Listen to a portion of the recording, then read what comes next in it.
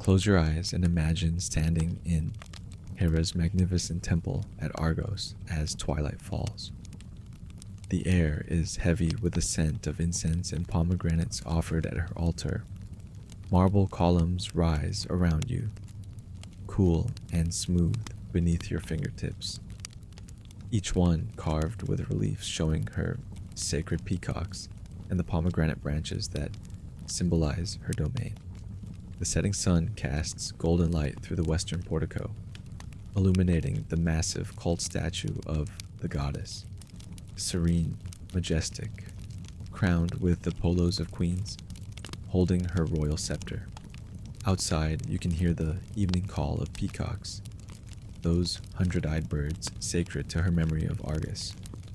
The temple is peaceful now, the day's worshippers departed, leaving only the quiet presence of the goddess who presides over marriage, protects women in childbirth, and watches over all legitimate unions with fierce, unwavering devotion.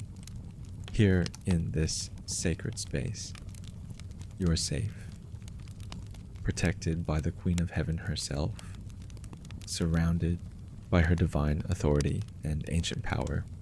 Rest now and let us tell you the story of the most misunderstood goddess in all of Greek mythology.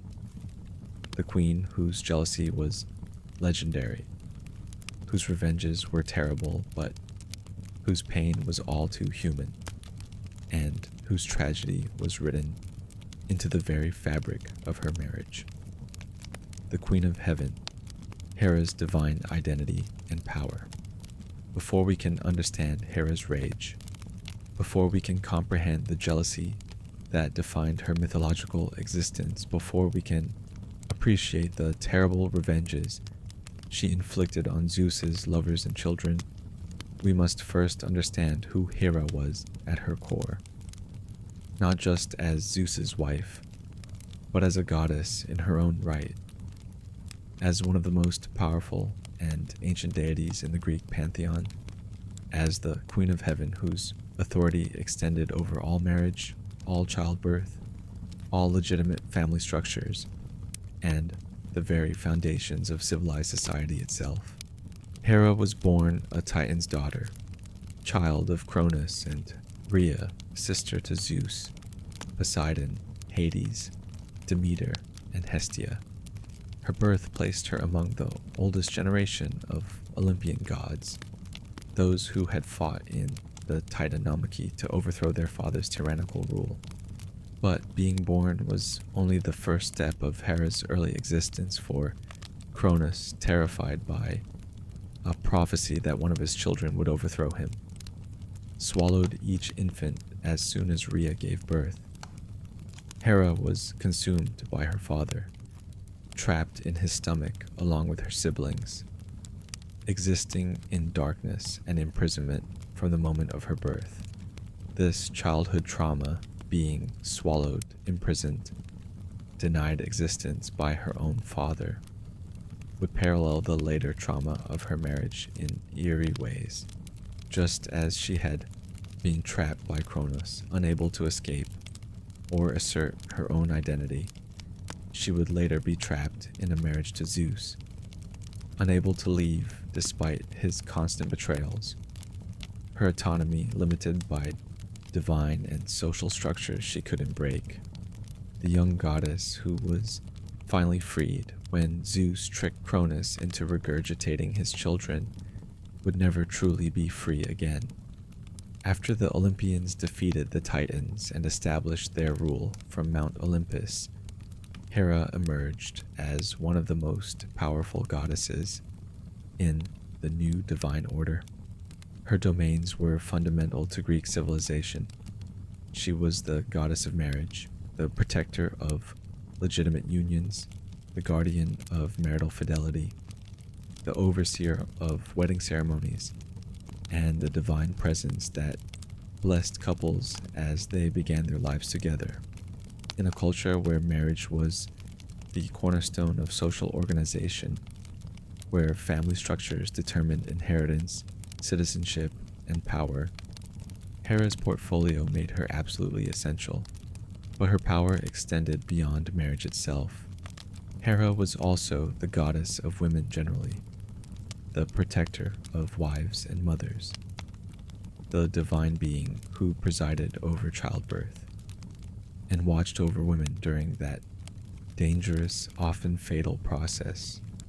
Ancient Greek women who faced enormous risks during pregnancy and labor, who had little control over their reproductive lives, who were married young to older men they rarely chose, looked to Hera for protection, for blessing, for the hope that they might survive childbirth and see their children grow.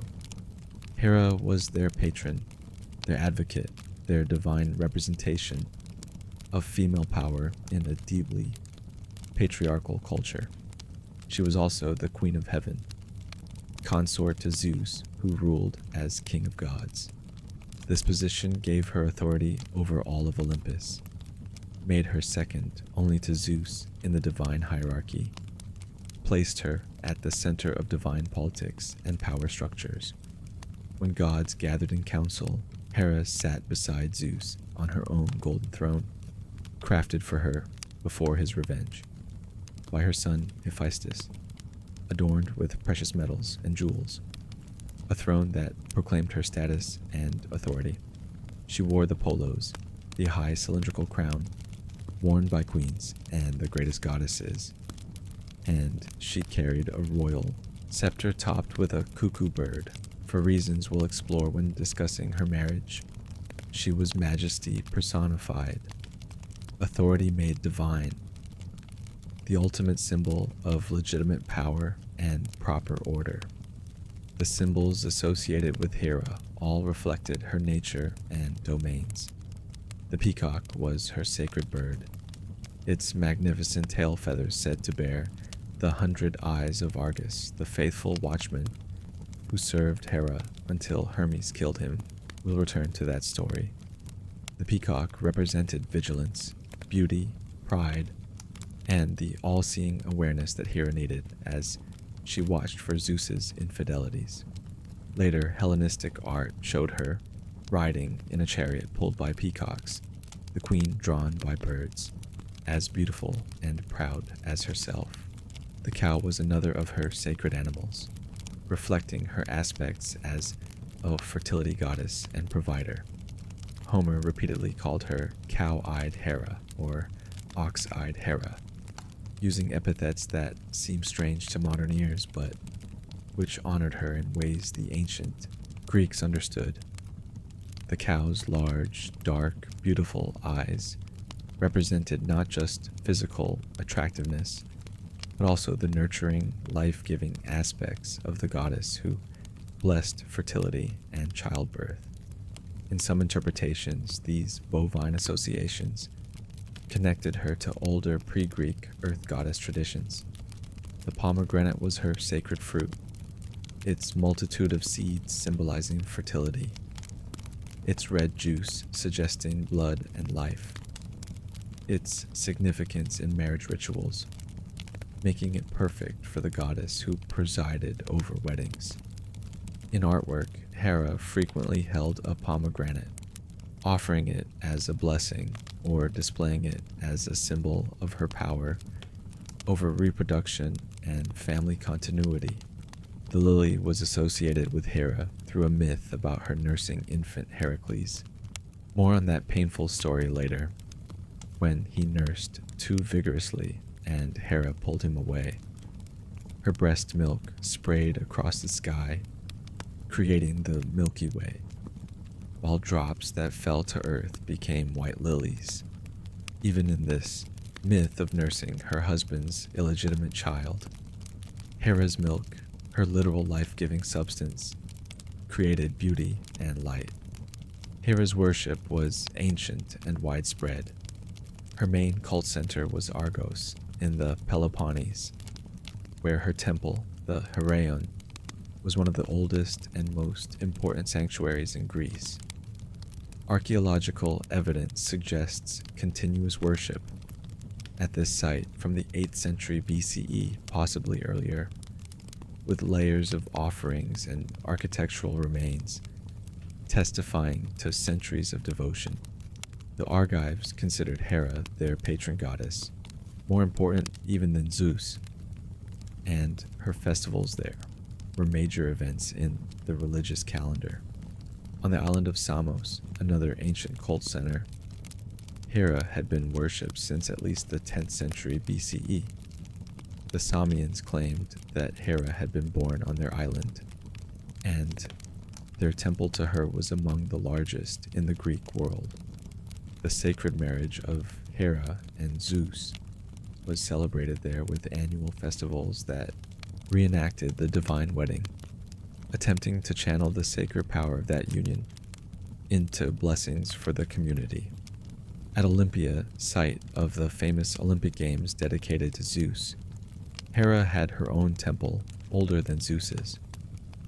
The Heraia, athletic games for young women, were held in her honor, paralleling the male Olympic Games and acknowledging the importance of female strength and competition under the goddess's patronage.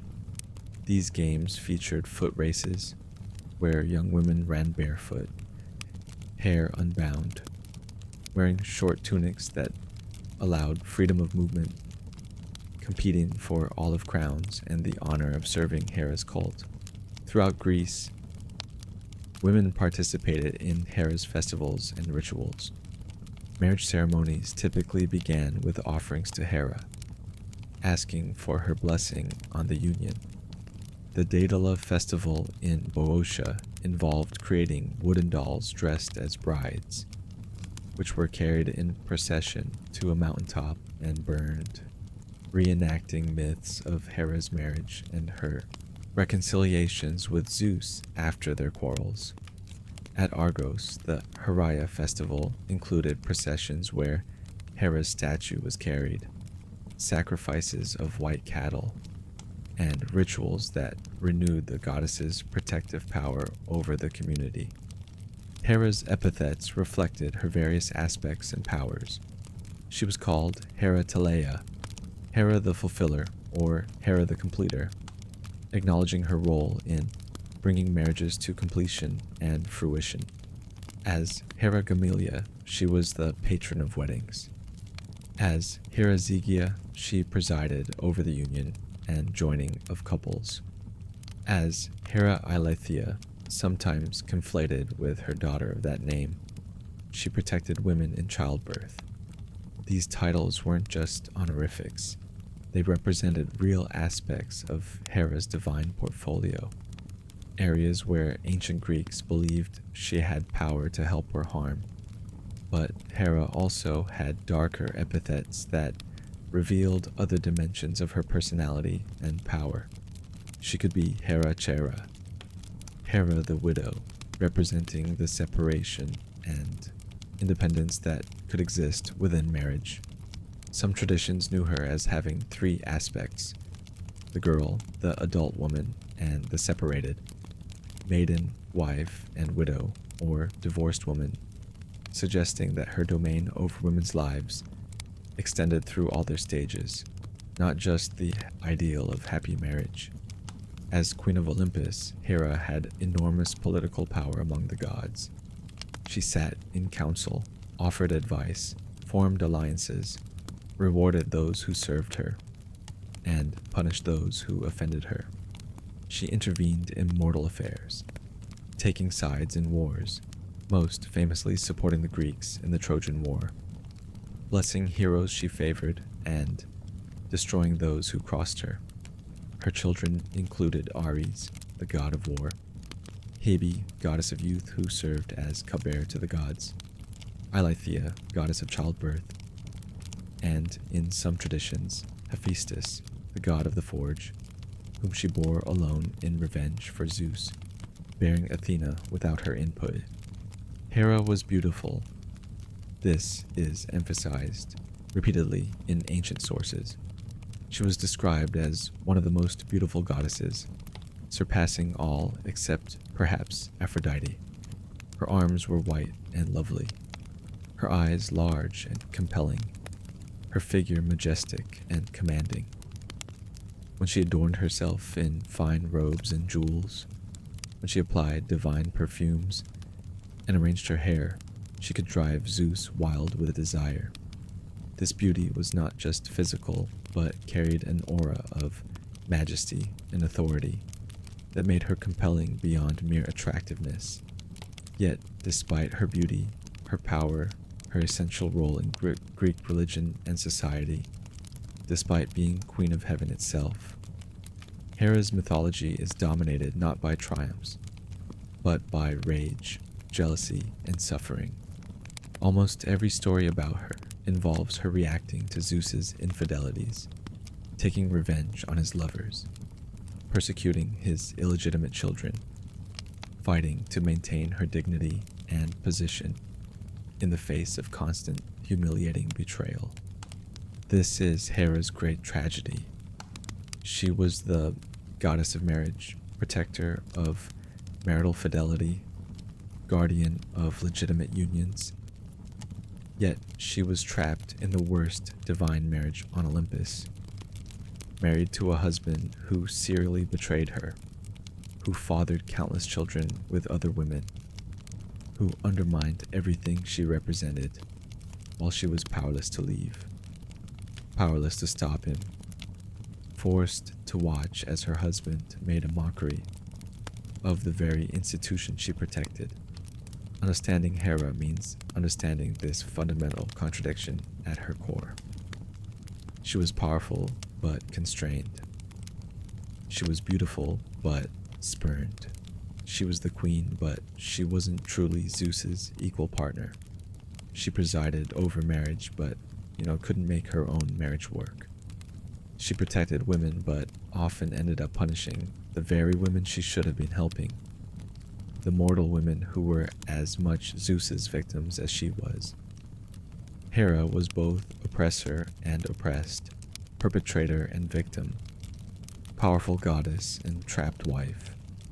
She was the divine embodiment of a terrible truth about ancient Greek society, that even the most powerful women were constrained by patriarchal structures, that even the Queen of Heaven couldn't escape an abusive marriage, that the goddess who blessed legitimate children spent her divine existence fighting against illegitimate ones because she couldn't fight against the husband who fathered them.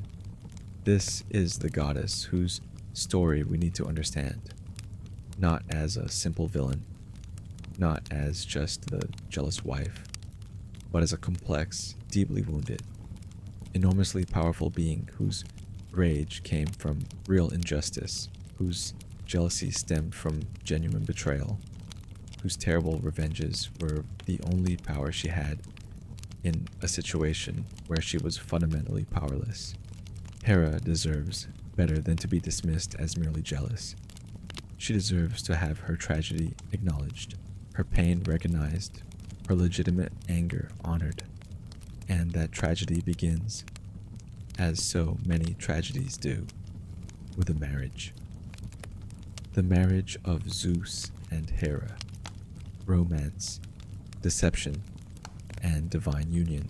The marriage of Zeus and Hera was presented in Greek mythology as the sacred union, the hieros gamos, the divine template for all mortal marriages. Gods attended their wedding with magnificent gifts. Celebrations lasted for centuries in divine time, and the union of the king and queen of Olympus was supposed to represent order, legitimacy, and proper divine hierarchy. But the marriage's origins, like everything about this doomed relationship, were complicated, troubling, and rooted in deception rather than mutual love and respect. Ancient sources offer multiple versions of how Zeus and Hera came together, and significantly, almost none of them involve Hera's enthusiastic consent or choice. Instead, the stories follow a pattern disturbingly common in Greek mythology. A god wants a goddess. The goddess resists. The god uses deception or force. And what begins with violation ends with marriage, as if that somehow makes it acceptable, legitimate, proper. One of the most widely attested versions of their courtship has Zeus courting Hera unsuccessfully for some time. She rejected his advances, whether out of modesty, out of awareness that Zeus had already taken many lovers and wouldn't be faithful, or simply because she didn't want him. Unable to win her through honest wooing, Zeus resorted to trickery. He transformed himself into a small, disheveled cuckoo bird, appearing weak and vulnerable in the middle of a storm. When Hera saw the bedraggled bird and took pity on it, holding it to her chest to warm and comfort it, Zeus revealed his true form and raped her. The ancient sources don't use the word rape explicitly, preferring euphemisms like ravished or took or overcame, but the essential dynamic is clear. Zeus deceived Hera, gained access to her through false pretenses, and forced himself on her without her consent. The cuckoo bird would forever after be associated with Hera, often depicted atop her royal scepter, a permanent reminder of the deception and violence that initiated her marriage. Why did Hera marry Zeus after this assault? Ancient sources say she did so to cover her shame, to hide the violation, to preserve her reputation and honor. In ancient Greek society, a woman's virginity was immensely valuable, and loss of that virginity outside marriage, even through rape, could destroy her social standing.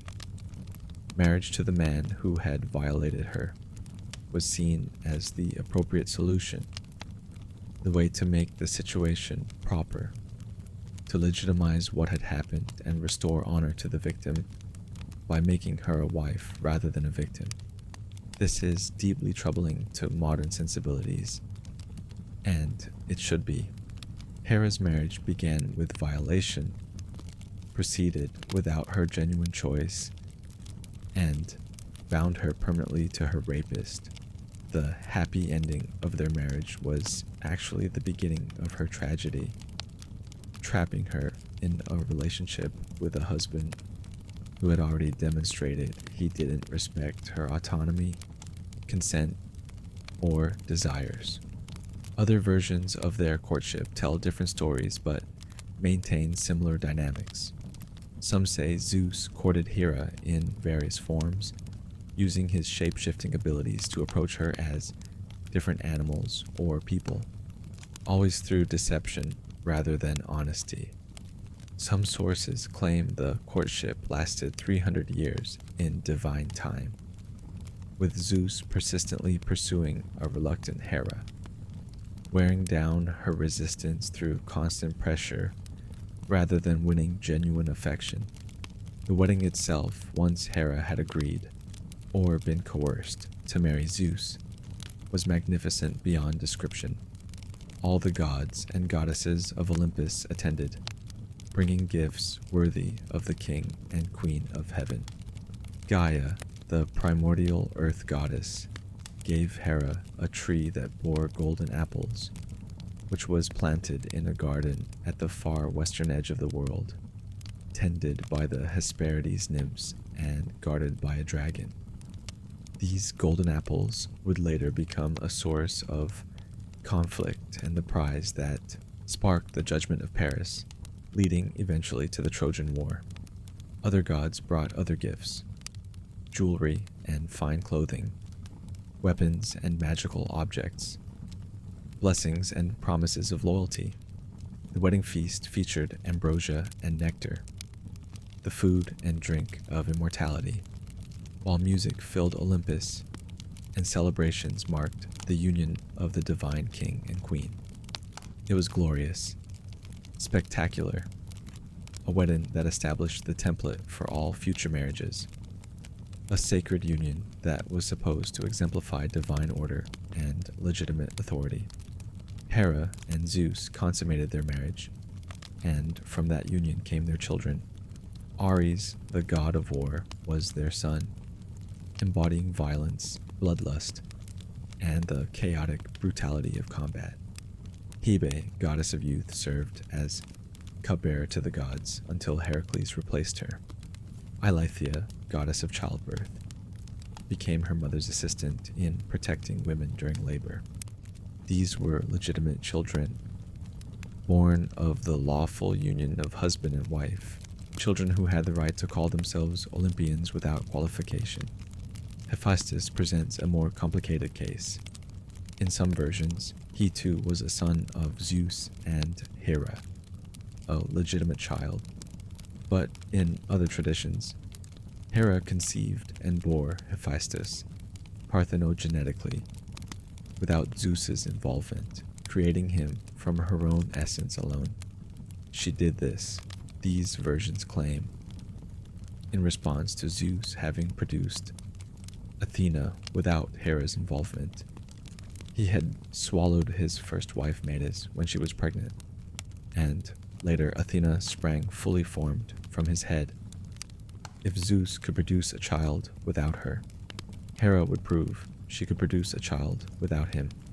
But Hephaestus was born lame, with deformed legs or feet, ugly by the standards of divine beauty. Hera, horrified by his imperfection, threw him from Olympus, rejecting her own son, because his appearance embarrassed her. Hephaestus would later take revenge for this rejection by crafting a golden throne that trapped Hera when she sat on it, refusing to release her until he was acknowledged and given a permanent place on Olympus. But that revenge, however elegant and justified, couldn't undo the trauma of maternal rejection, couldn't change the fact that Hera valued appearance over her own child. In the early years of their marriage, perhaps there was some genuine affection between Zeus and Hera. Perhaps Zeus was not yet the serial philanderer he would become. Perhaps Hera hoped that marriage would domesticate him, that having secured the most beautiful and powerful goddess as his wife, Zeus would be satisfied, would be faithful, would honor the sanctity of their union. Perhaps she believed that her position as Queen of Heaven, mother of his legitimate children, protector of his throne, would be enough to keep him loyal. If she believed this, she was tragically wrong. Zeus's infidelities began, if they had ever stopped, and quickly established a pattern that would define Hera's existence for eternity. He took lovers, both immortal and mortal, divine and human, nymphs and goddesses, and princesses and queens. He fathered children with them, children who threatened the inheritance and status of Hera's legitimate offspring, children who represented every betrayal, every time Zeus had valued someone else over his wife, every instance where he had made a mockery of marriage while married to marriage's goddess. Hera's response to these betrayals would define her mythology. She became the jealous wife, the vengeful goddess, the terrifying presence that Zeus's lovers feared more than they feared Zeus himself. She took revenge not primarily on Zeus, whom she apparently couldn't stop, couldn't punish effectively, couldn't control, but on the women he seduced and the children he fathered, displacing her rage onto victims who often had as little choice in the matter as she had in her own marriage. The sacred marriage, the hieros gamos, the divine template for mortal unions, was actually a trap. Hera was bound to Zeus by divine law, by social expectation, by her own identity as goddess of marriage. How could she, of all goddesses, abandon her marriage? She was trapped by the very institution she protected, imprisoned in a relationship she couldn't leave, forced to endure endless betrayals from a husband who valued his own pleasure over her dignity, her pain, or the marriage vows he had made before all Olympus. This was the marriage that was supposed to be the model for all others. This was the union that sanctified legitimate matrimony, that showed mortals how marriage should function, that established divine order through proper coupling. And it was rotten at its core, founded on rape, maintained through power imbalance, and characterized by endless betrayal and rage. Understanding this, understanding how wrong the marriage of Zeus and Hera actually was, how traumatic and toxic and fundamentally broken, is essential to understanding Hera herself. Her jealousy wasn't arbitrary or irrational. Her rage wasn't an overreaction. Her revenges, terrible as they were, came from real pain, from legitimate grievance, from a situation where she had been wronged repeatedly and had no good options for addressing that wrong. Hera was trapped in an abusive marriage, and Greek mythology celebrated it as sacred. Zeus's endless infidelities, the betrayals that defined a marriage. To understand Hera's rage, to appreciate the depth of her pain and the intensity of her jealousy, we must confront sheer scope of Zeus's infidelities. This wasn't a single affair, a momentary lapse, a one-time betrayal that might be forgiven or forgotten. This was systematic, constant, unending serial infidelity on a scale that defies comprehension. Zeus didn't just cheat on Hera. He made cheating on Hera essentially his primary activity, producing dozens of divine and semi-divine offspring, taking countless lovers, and never once showing genuine remorse or changing his behavior. The catalog of Zeus's lovers is staggering in its length and variety. He seduced goddesses, titanesses, nymphs, and mortal women.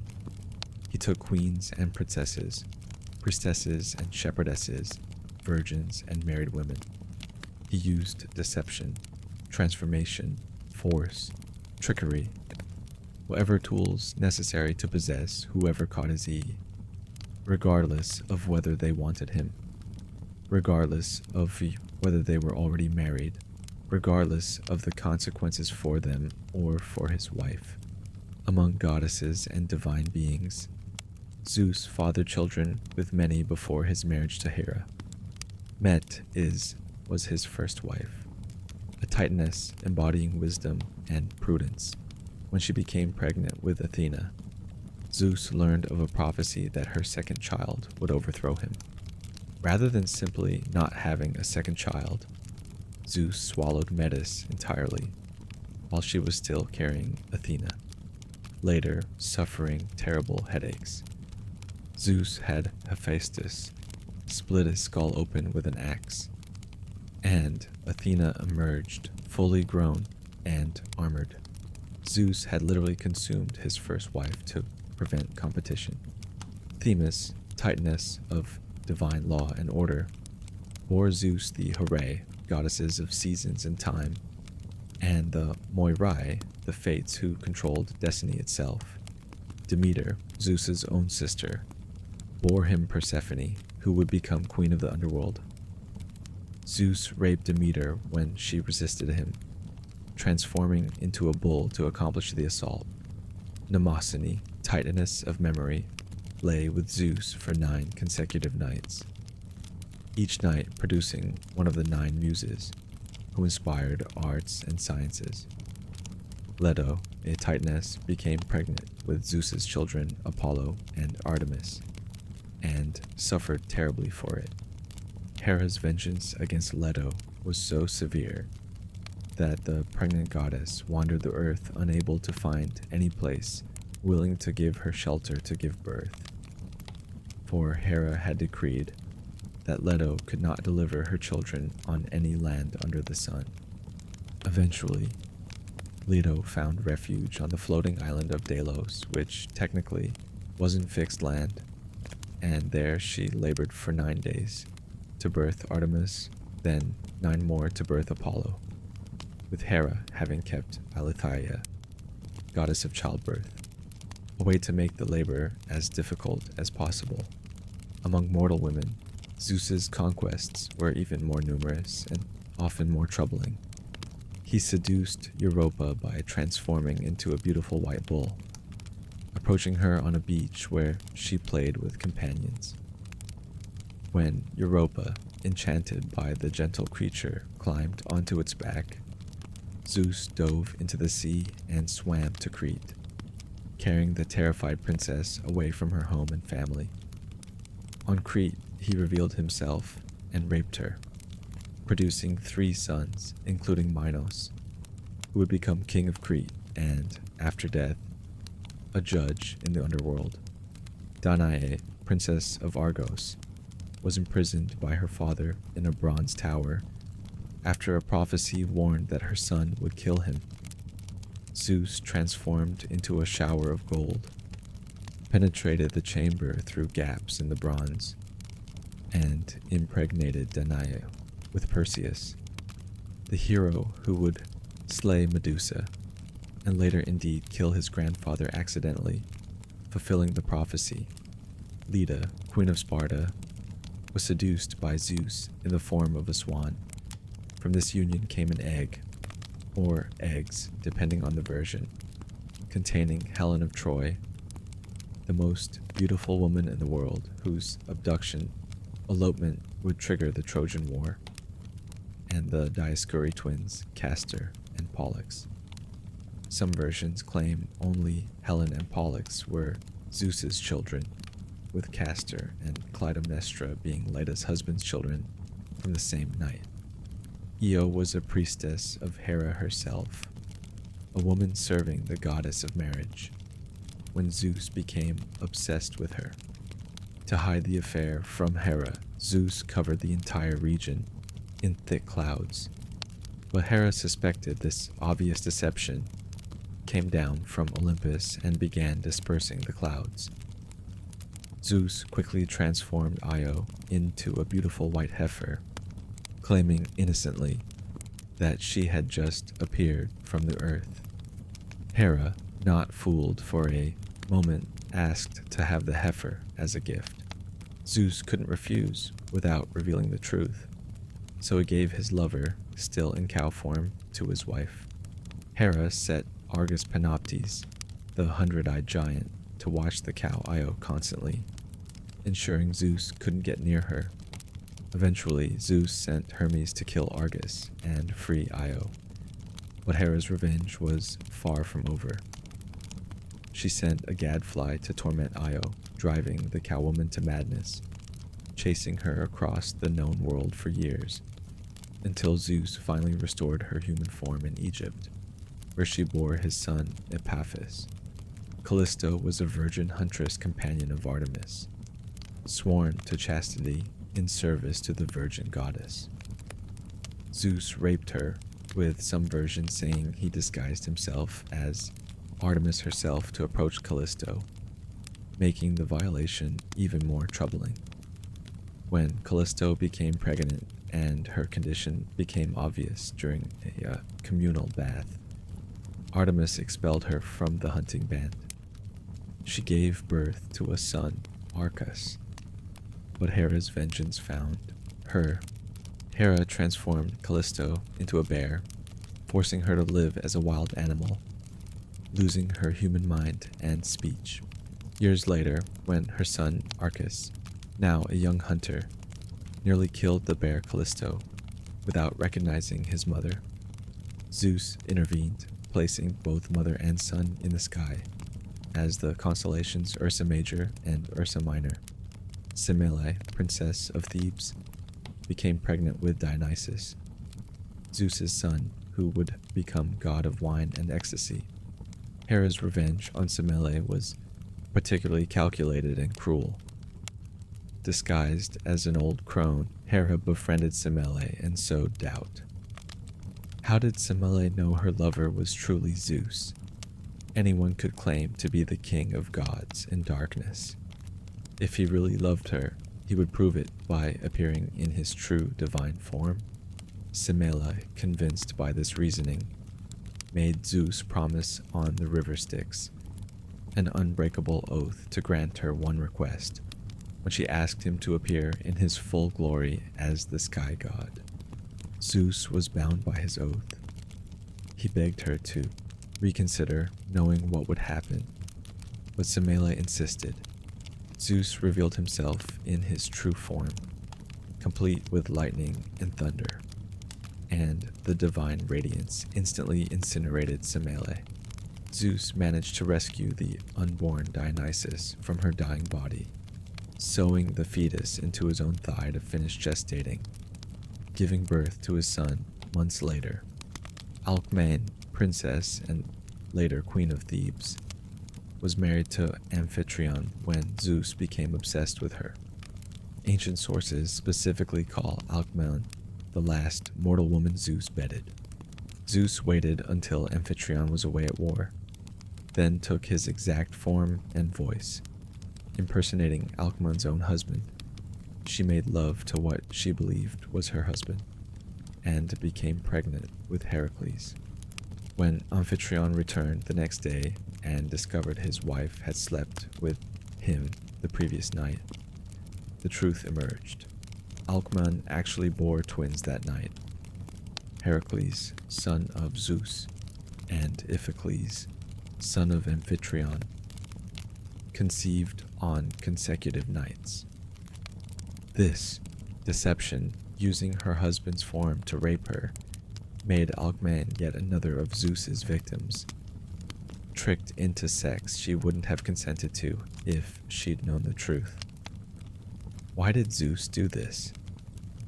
Ancient sources offer various explanations that attempt to justify or contextualize this behavior. Some claim Zeus's philandering represented cosmic fertility, that the king of gods needed to spread divine seed throughout the cosmos, creating heroes and demigods who would bridge the gap between human and divine. Some say his affairs were politically motivated, establishing connections with various regions and peoples through his offspring. Some portray it as simply his nature as a fertility god, as if that made it acceptable. But the simpler explanation is power and desire. Zeus did it because he wanted to, and because he could. He was the most powerful being in the cosmos. No one could stop him. Hera couldn't leave him, couldn't punish him effectively, couldn't divorce him or withdraw her loyalty without losing her own identity and position. The other gods might disapprove, might pity Hera, might acknowledge that Zeus's behavior was problematic, but they wouldn't intervene. Zeus was their king, their father, their ruler, and what he did was his business. From Hera's perspective, each affair was a fresh betrayal, a new humiliation, another demonstration that her marriage vows meant nothing to her husband, that her pain didn't matter to him, that her position as Queen of Heaven entitled her to respect and fidelity in theory, but not in practice. Each child Zeus fathered elsewhere was a slap in her face, a rival to her own children's inheritance and status, a permanent reminder that Zeus preferred someone else, at least for a time, to his legitimate wife.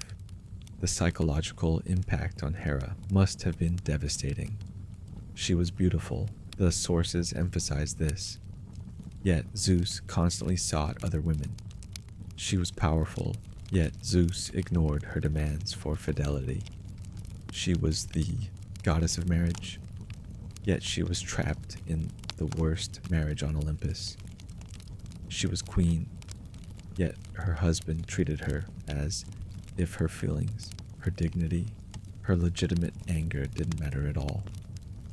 And perhaps worst of all, Hera knew that Zeus would never change. There was no redemption arc here, no moment where Zeus realized he was hurting his wife and reformed his behavior. Each time Hera caught him, each time she confronted him, Zeus might apologize superficially, might promise to do better, might act contrite for a brief period, but it never lasted. He always found a new lover. always fathered new illegitimate children, always betrayed her again.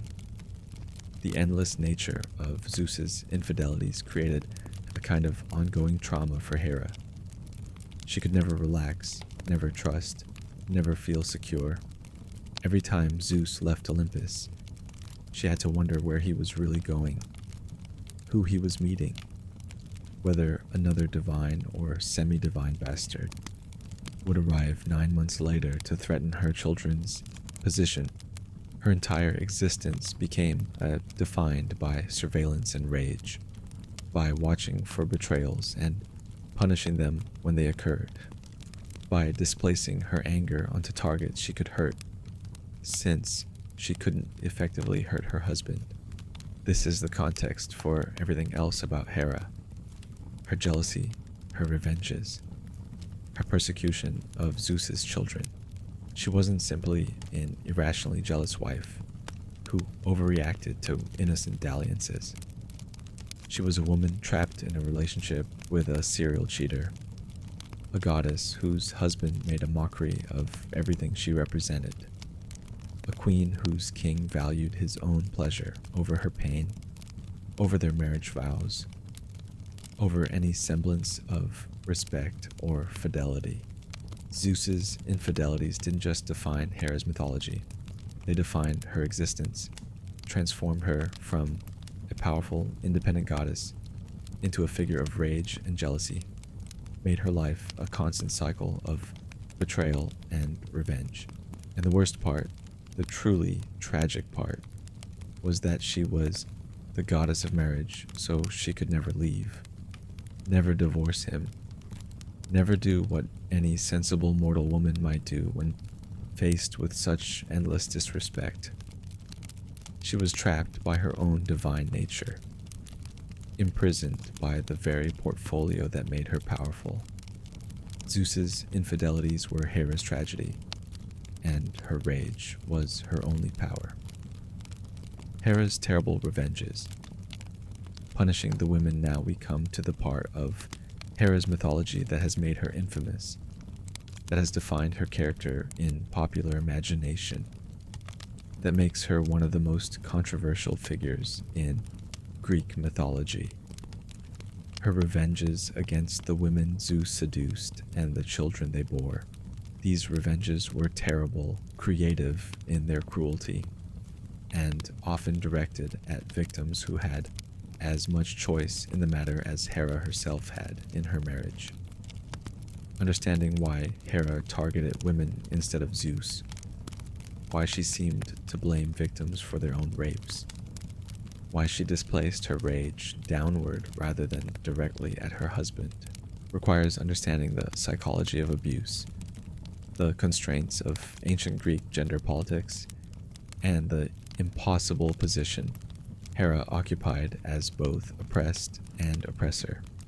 First, the revenges themselves. In all their horrifying detail, Leto's persecution began when she was already pregnant with Zeus's children, Apollo and Artemis. Hera, enraged by yet another pregnancy from yet another of Zeus's affairs, used her power as Queen of Heaven to decree that no land under the sun could offer Leto refuge to give birth. She sent her daughter Eileithyia away, keeping the goddess of childbirth from assisting Leto, making the labor as difficult and dangerous as possible. Leto, heavy with divine twins, wandered the earth seeking somewhere, anywhere, to deliver safely. Every land she approached turned her away, terrified of Hera's wrath, afraid that sheltering Zeus's pregnant mistress would bring divine vengeance down on them. For weeks or months, divine time is unclear. Leto traveled, desperate and in increasing pain, unable to find sanctuary. Eventually, she came to Delos, a barren, floating island that technically wasn't land under the sun, since it drifted rather than being rooted to the ocean floor. Delos agreed to harbor Leto, and there, after 9 days and nights of agonizing labor without a goddess of childbirth to ease the process, Leto gave birth first to Artemis, then, 9 more days later, to Apollo. The labor was so difficult that Leto remained exhausted for years afterward, and the myths emphasize her suffering as punishment for daring to lie with Zeus. What had Leto done to deserve this? In most versions, Zeus pursued her. She didn't pursue him. She was a titaness. He was the king of gods. There was a massive power imbalance, and whether she consented enthusiastically or just couldn't refuse is unclear. But regardless of her degree of complicity, she was pregnant, vulnerable, in physical danger, and desperate, and Hera's response was to maximize that suffering, to turn her pregnancy into a nightmare, to ensure her children's birth was as traumatic as possible. Io's torture was different but equally cruel. When Zeus transformed her into a white heifer to hide her from Hera, and Hera saw through the deception immediately, Hera didn't simply kill the cow Io. That would have been merciful. Instead, she set Argus Panoptes, the 100-eyed giant who never fully slept, since some eyes always remained open, to guard the heifer constantly, ensuring Io remained trapped in animal form, unable to communicate, separated from her family and former life, imprisoned in a cow's body. When Zeus sent Hermes to kill Argus and free Io, Hera honored her faithful servant by placing his 100 eyes on her sacred peacock's tail, where they remained forever as symbols of vigilance and Hera's watchfulness. But Io's suffering wasn't over. Hera sent a gadfly to torment the cow Io, a stinging, biting, maddening insect that drove Io to near insanity. The gadfly followed Io wherever she went, biting her constantly, giving her no rest, no peace, no respite. To escape its torment, Io ran across Greece, across Asia Minor, across the known world. Her wanderings gave names to geographical features. The Ionian Sea, named for her passage through it. The Bosphorus, meaning ford of the cow, marking where she crossed between Europe and Asia. She traveled for years as a maddened animal, driven by the gadfly, unable to speak or ask for help, trapped in a nightmare she couldn't escape. Eventually, she reached Egypt, and there Zeus finally restored her to human form. She bore his son, Epaphus, who would become a king of Egypt, and from her line would eventually come Heracles himself, 11 generations later. Io had been a priestess of Hera, a woman devoted to serving the goddess of marriage, when Zeus raped her. For being victimized by Hera's husband, Io was transformed into an animal, imprisoned in that form, tortured by a magical insect, driven mad with pain and fear, chased across the world for years. This wasn't justice. This was displacement of rage, punishment of a victim because the perpetrator was untouchable. Callisto's punishment was her transformation into a bear. This happened after Zeus had already raped her, in some versions disguising himself as Artemis to do so, after she'd been expelled from Artemis's hunting band for losing her virginity, after she'd given birth to Zeus's son, Arcas. Hera found Callisto in this already ruined state, and decided that transformation into a wild animal was fitting punishment. As a bear, Callisto lost her human mind and speech, living as an animal for years, unable to communicate her identity or her humanity. The cruelest twist came when her son Arcas, now grown and an accomplished hunter, encountered the bear Callisto in the forest. Not recognizing his mother, he prepared to kill her. Callisto, some part of her still remembering motherhood even in bear form, approached him rather than fleeing. Only Zeus's intervention, transforming both the mother and son into constellations, Ursa Major and Ursa Minor, prevented matricide. Hera was furious even at this rescue, angry that her victim had been honored by placement in the stars. Semele's death by divine fire was perhaps Hera's most calculated revenge. Rather than directly attacking Semele, Hera used psychological manipulation. She befriended the pregnant princess disguised as an old woman, sowed doubt about Zeus's identity, and convinced Semele to demand proof of his divinity by seeing his true form. Hera must have known, that no mortal could survive Zeus revealing himself as the storm god in full glory. When Semele made Zeus swear by the Styx to grant her request, when she demanded to see his true form despite his warnings, when Zeus was bound by an unbreakable oath to comply, Hera had engineered Semele's death without needing to lift a finger herself. The divine lightning incinerated Semele instantly.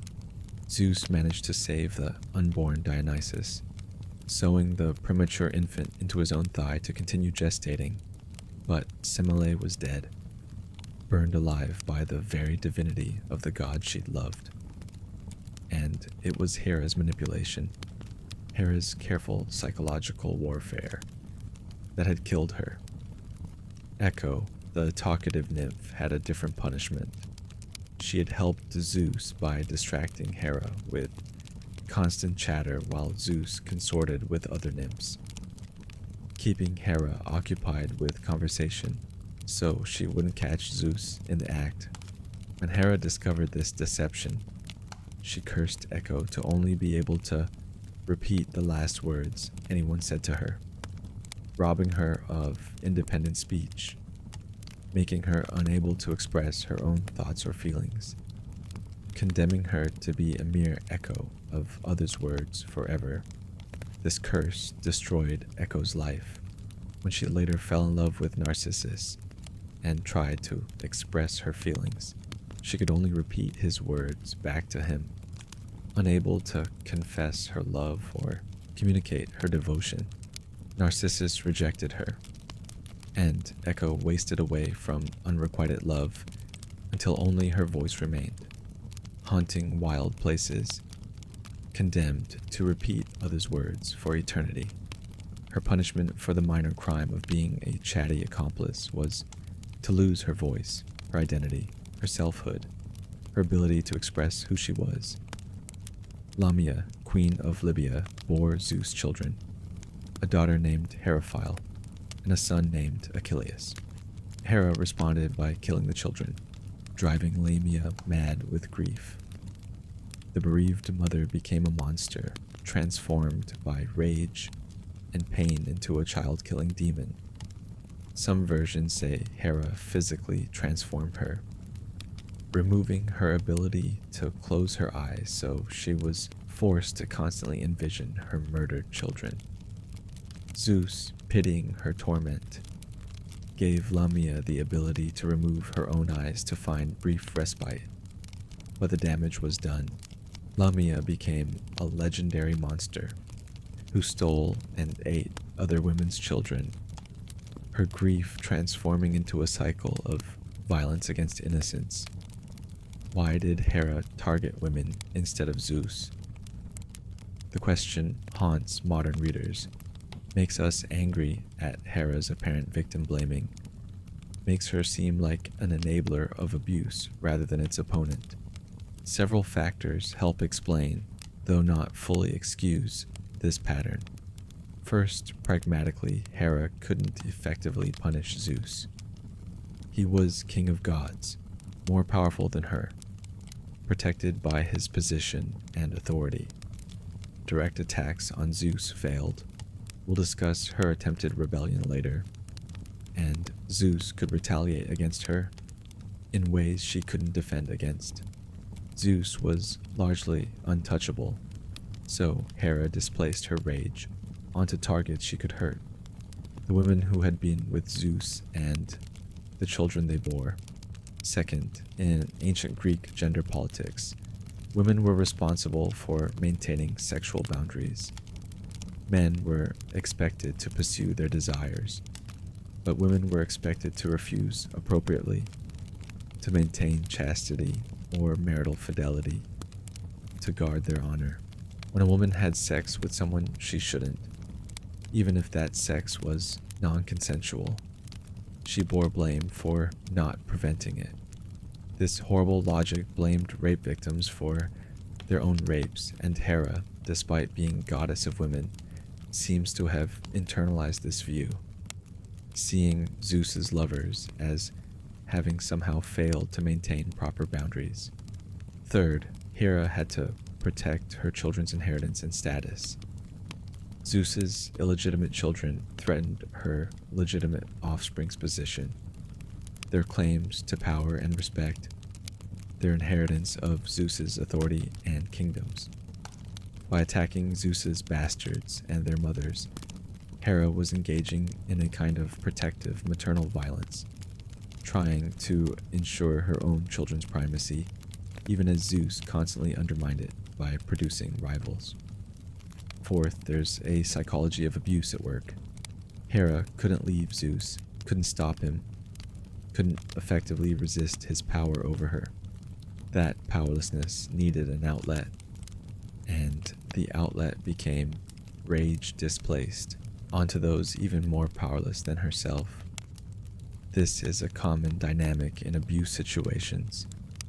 Victims who can't stop their abusers sometimes become abusers themselves of those they can control, displacing their rage downward because they can't safely direct it upward at the source. Fifth, Hera may have genuinely seen these women as complicit, as having chosen Zeus willingly, as having actively seduced him or welcomed his advances. Ancient sources are unclear about consent in many of these encounters, sometimes portraying them as mutual seductions, sometimes as rapes, often leaving the truth ambiguous. If Hera believed that Leto or Semele or Alcmaeon had willingly become Zeus's lovers, had actively chosen to betray her marriage and undermine her position, her rage might feel more justified, though the punishments still seem grossly disproportionate. But ultimately, there's no fully satisfying explanation for why Hera targeted victims rather than her victimizer, why she seemed to blame women for being raped, why she punished the powerless for the crimes of the powerful. It's one of the most troubling aspects of her mythology, and it's why modern feminists have complicated relationships with Hera. She's simultaneously a victim of patriarchal abuse and a perpetrator of it, simultaneously deserving sympathy and requiring condemnation, simultaneously oppressed and oppressor. Perhaps the truest answer is that Hera's revenges were misdirected not because she was simply evil or irrational, but because she was trapped in an impossible situation with no good options. She couldn't hurt Zeus effectively. She couldn't leave him. She couldn't stop him from betraying her. So she hurt those she could reach, displaced her entirely legitimate rage onto targets that didn't deserve it, became the villain in other people's stories because she was the victim in her own story and had nowhere else to put her pain. Hera's terrible revenges against Zeus's lovers are her tragedy, too. Proof that being oppressed doesn't automatically make someone a hero, that victims can become victimizers, that even goddesses with legitimate grievances can commit genuine wrongs. Understanding Hera means holding both truths simultaneously. She was wronged by Zeus, and she wronged others in response. She deserves sympathy, and her victims deserve it too. She was trapped by marriage, and she trapped others with her rage. Her revenges were terrible, and they were also, in their own awful way, the only power she had. The heroes Hera hated Heracles and Dionysus. If Hera's revenges against Zeus's adult lovers were terrible, her persecution of his children, especially his heroic, famous, beloved children, was systematic, lifelong, and utterly ruthless. Among all Zeus's countless illegitimate offspring, two figured most prominently in Hera's hateful attention: Heracles, the greatest hero of Greece, and Dionysus, the god of wine and ecstasy. Both were sons of Zeus by mortal women. Both achieved immortality and divine status, and both suffered from Hera's relentless persecution from birth until death, victims of a goddess's rage at their very existence. Heracles' persecution by Hera is perhaps the most famous hero versus deity conflict in all of Greek mythology. His very name, Heracles, meaning glory of Hera, was supposedly given to him as an attempt to placate the goddess, though it clearly didn't work. From the moment of his birth, Hera targeted Zeus's mightiest son, attempting to destroy him through direct violence, through madness, through arranging circumstances that should have killed him a dozen times over. Heracles was the son of Alcmene, the Theban princess whom Zeus had raped by impersonating her husband Amphitryon.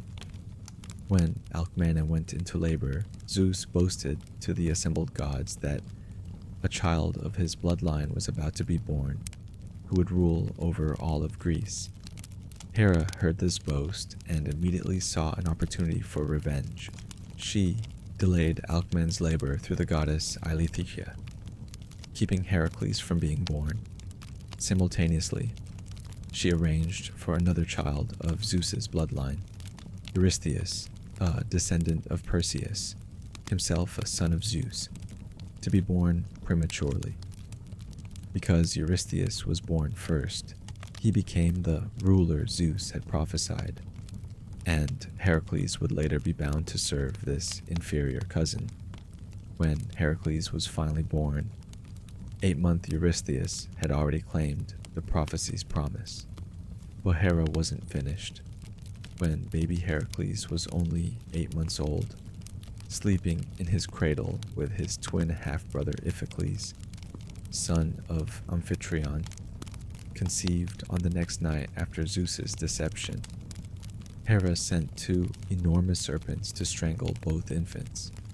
The babies woke to find snakes slithering into their cradle, coiling around them, preparing to squeeze the life from them. Iphicles screamed in terror, a normal infant's response.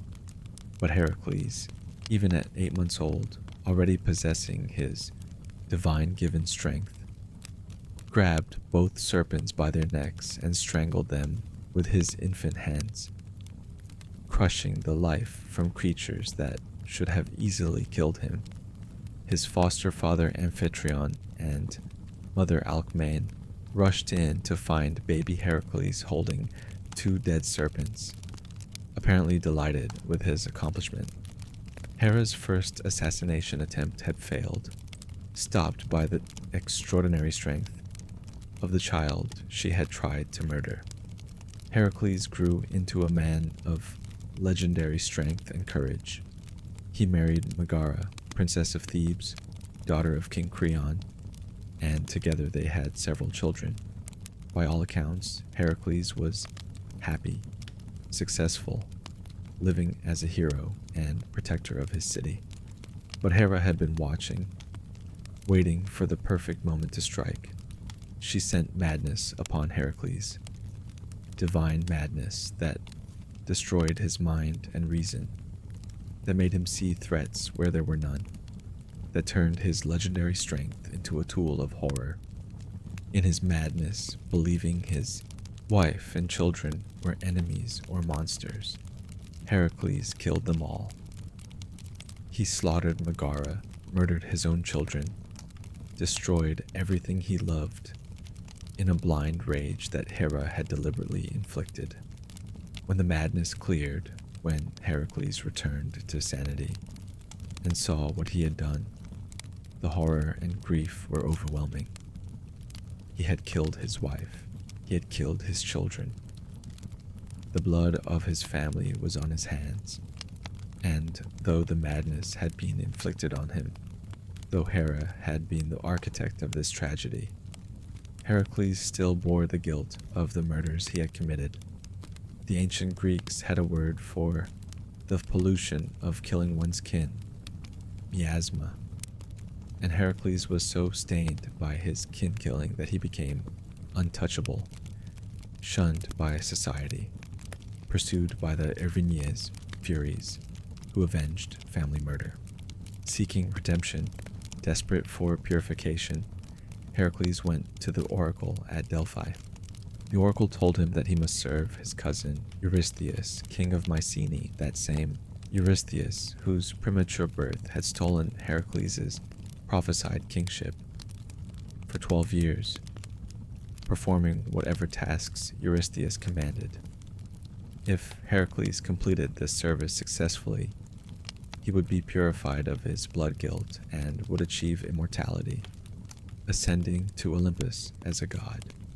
But the oracle's words concealed Hera's continued manipulation.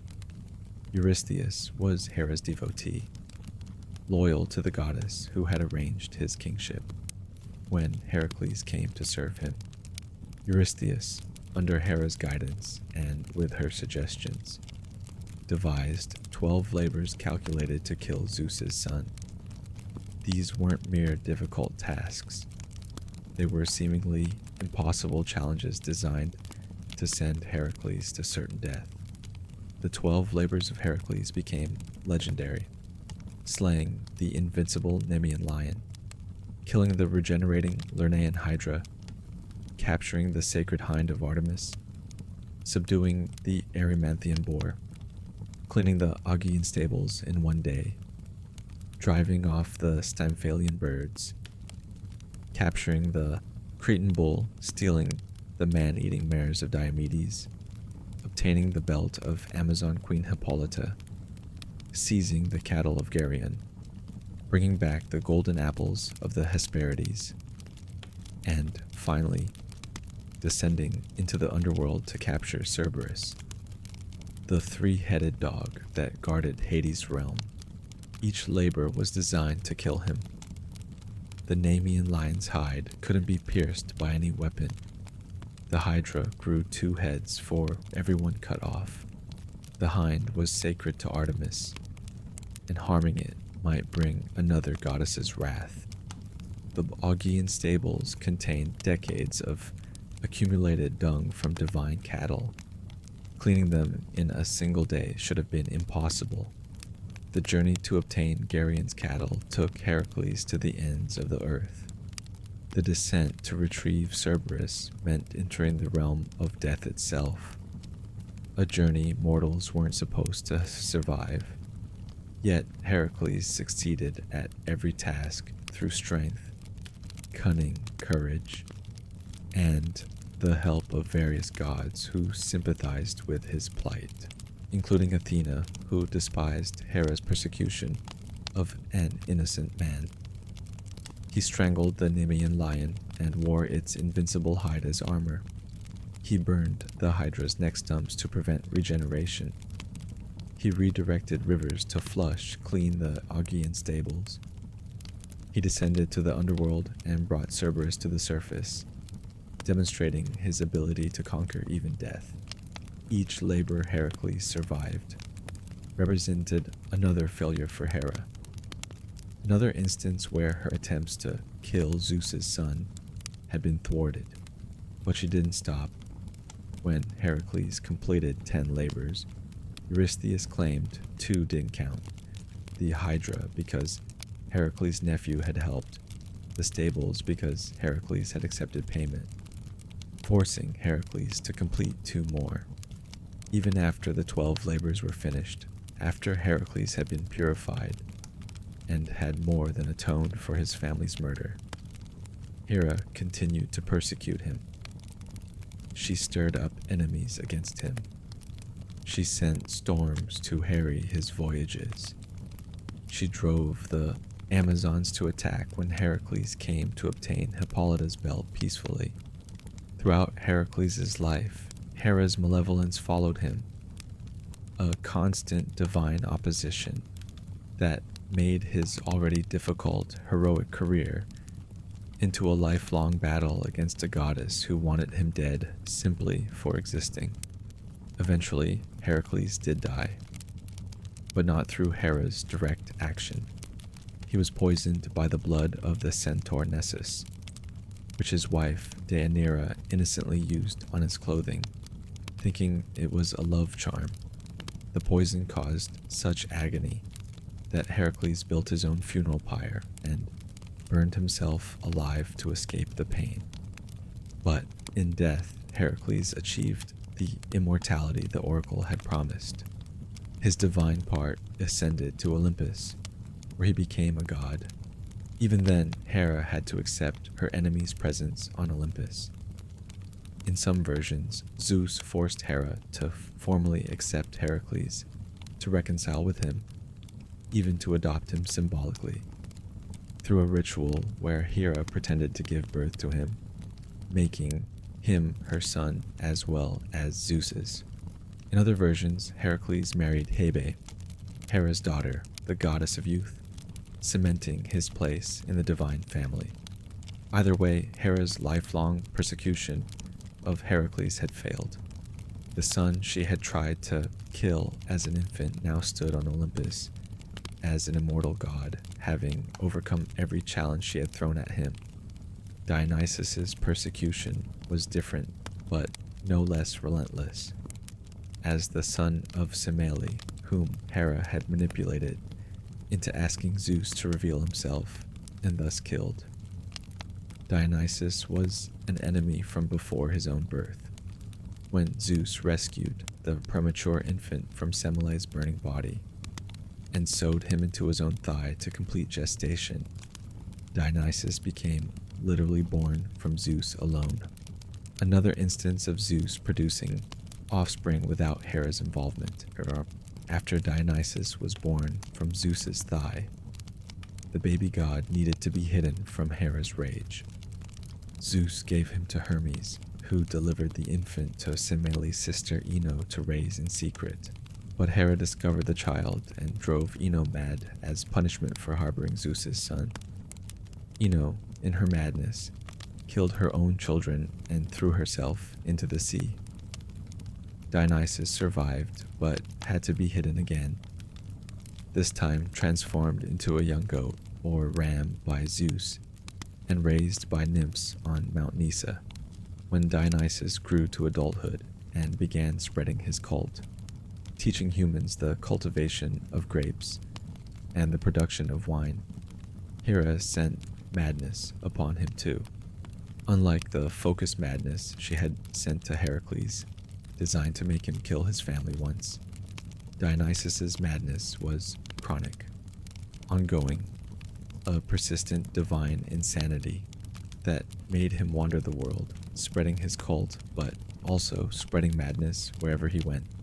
Dionysus wandered across Greece, Asia Minor, even to India in some versions, always moving, never settled, driven by Hera-inflicted madness, followed by his cult of ecstatic worshippers, the Monads and Bacchae, who celebrated him with wine-fueled religious frenzy.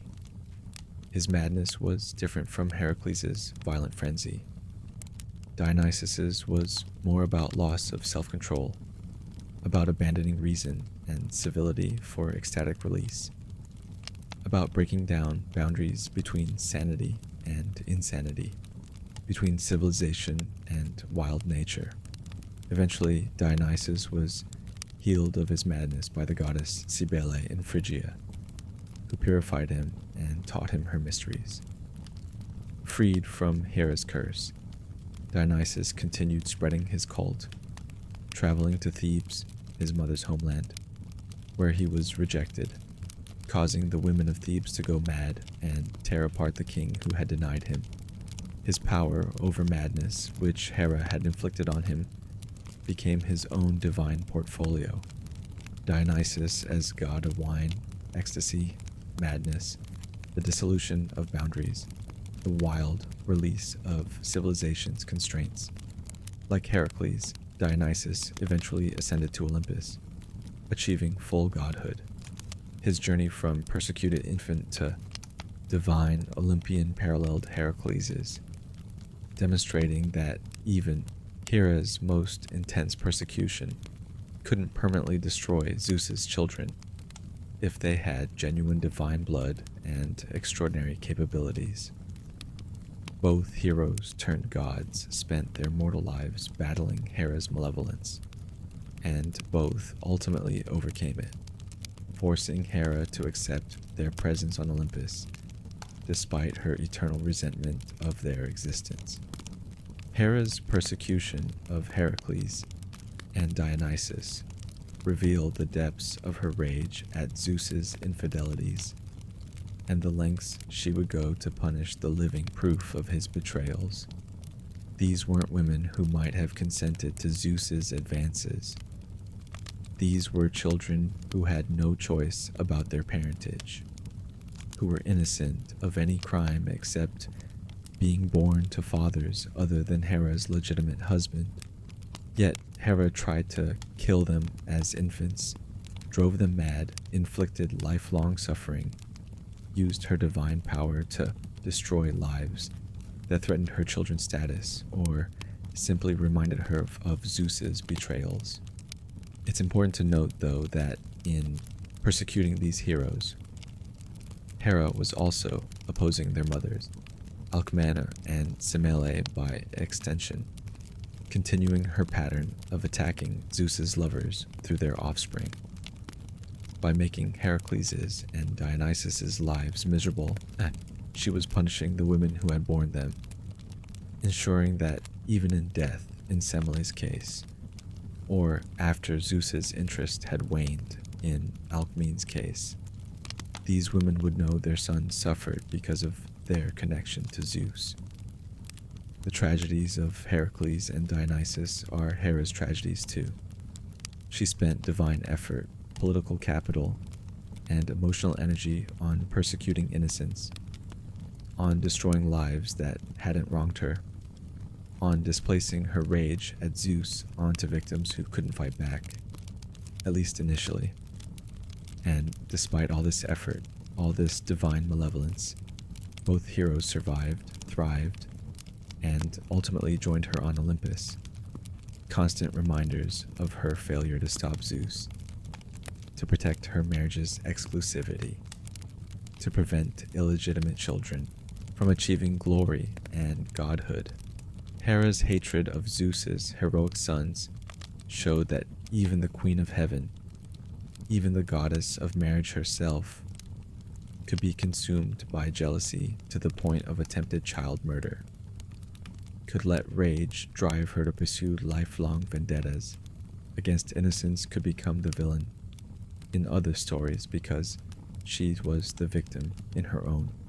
Her persecution of Heracles and Dionysus remains one of mythology's most troubling examples of how pain, when it has no healthy outlet, can transform victims into perpetrators and turn legitimate grievances into illegitimate cruelties.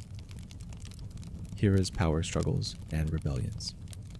For all of Hera's rage at Zeus's infidelities, for all her terrible revenges against his lovers and children, ancient sources record that she did attempt, at least once, to strike directly at Zeus himself, not through displacing her anger onto his victims, but through challenging his authority directly, attempting to overthrow him, to strip him of power and perhaps replace him with someone more controllable or at least more accountable to the other Olympians.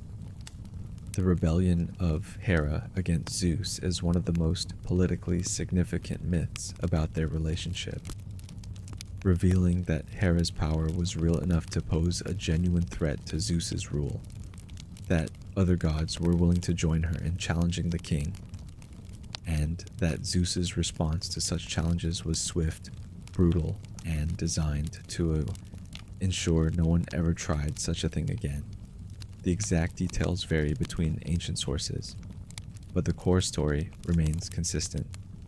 Hera, fed up with Zeus's tyranny, his infidelities, his disrespect for her position and authority, decided to act. She couldn't do this alone. Zeus was too powerful for any single god to oppose successfully, so she formed a conspiracy. She recruited Poseidon, Zeus's brother and god of the seas, who had his own grievances about Zeus's authoritarian rule. She recruited Athena, Zeus's favorite daughter, though why Athena would join such a plot is less clear. Perhaps she resented Zeus's claim to have produced her alone. Perhaps she genuinely believed Zeus's rule had become too tyrannical. Or perhaps Hera manipulated her into participating. Some versions add other gods to the conspiracy. Apollo, Ares, various others who had reasons to oppose Zeus, or who simply thought change was necessary. But the core conspirators were Hera, Poseidon, and Athena, representing respectively Zeus's wife, his most powerful brother, and his favorite daughter. A triumvirate that, if successful, could plausibly claim legitimate authority to rule Olympus. The conspirators' plan was bold. They would physically bind Zeus while he slept. If they could secure him with unbreakable bonds while he was unconscious, and thus unable to use his power, they could neutralize his strength, cage the king, and force him to listen to their demands, or possibly even depose him entirely. It was a plot that could only work through surprise, through catching Zeus vulnerable, through acting before he realized what was happening. One night, while Zeus lay sleeping, the conspirators enacted their plan. They brought chains. Sources describe them as strong chains.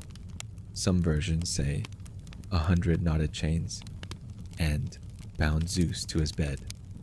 Before he could wake and resist, before he could call his thunderbolts or transform, or use his divine power, they had secured him, rendering the king of gods suddenly helpless, trapped by physical bonds that he couldn't break without first freeing himself. When Zeus woke and discovered his situation, his rage was terrible. He was bound, imprisoned by his own wife and family, his authority challenged, his power neutralized. He demanded to be freed, but the conspirators refused, or perhaps tried to negotiate, to present demands, to leverage his captivity into concessions about his behavior or his rule. But Hera and her co-conspirators had made one critical mistake. They hadn't secured the loyalty of every being on Olympus. Thetis, the Nereid sea goddess who had once nursed infant Hephaestus when he was thrown from Olympus, remained loyal to Zeus. When she heard of his imprisonment, she immediately sought help.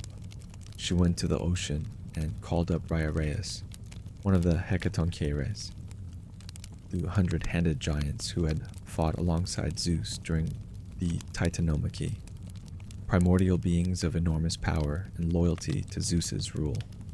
Briareus rose from the ocean and came to Olympus.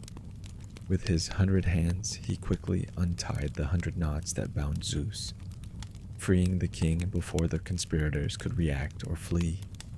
Zeus sprang from his bed, free, furious, ready to punish those who had dared to bind him. The punishment was harsh. Poseidon and Athena were powerful enough and valued enough that Zeus couldn't simply destroy them.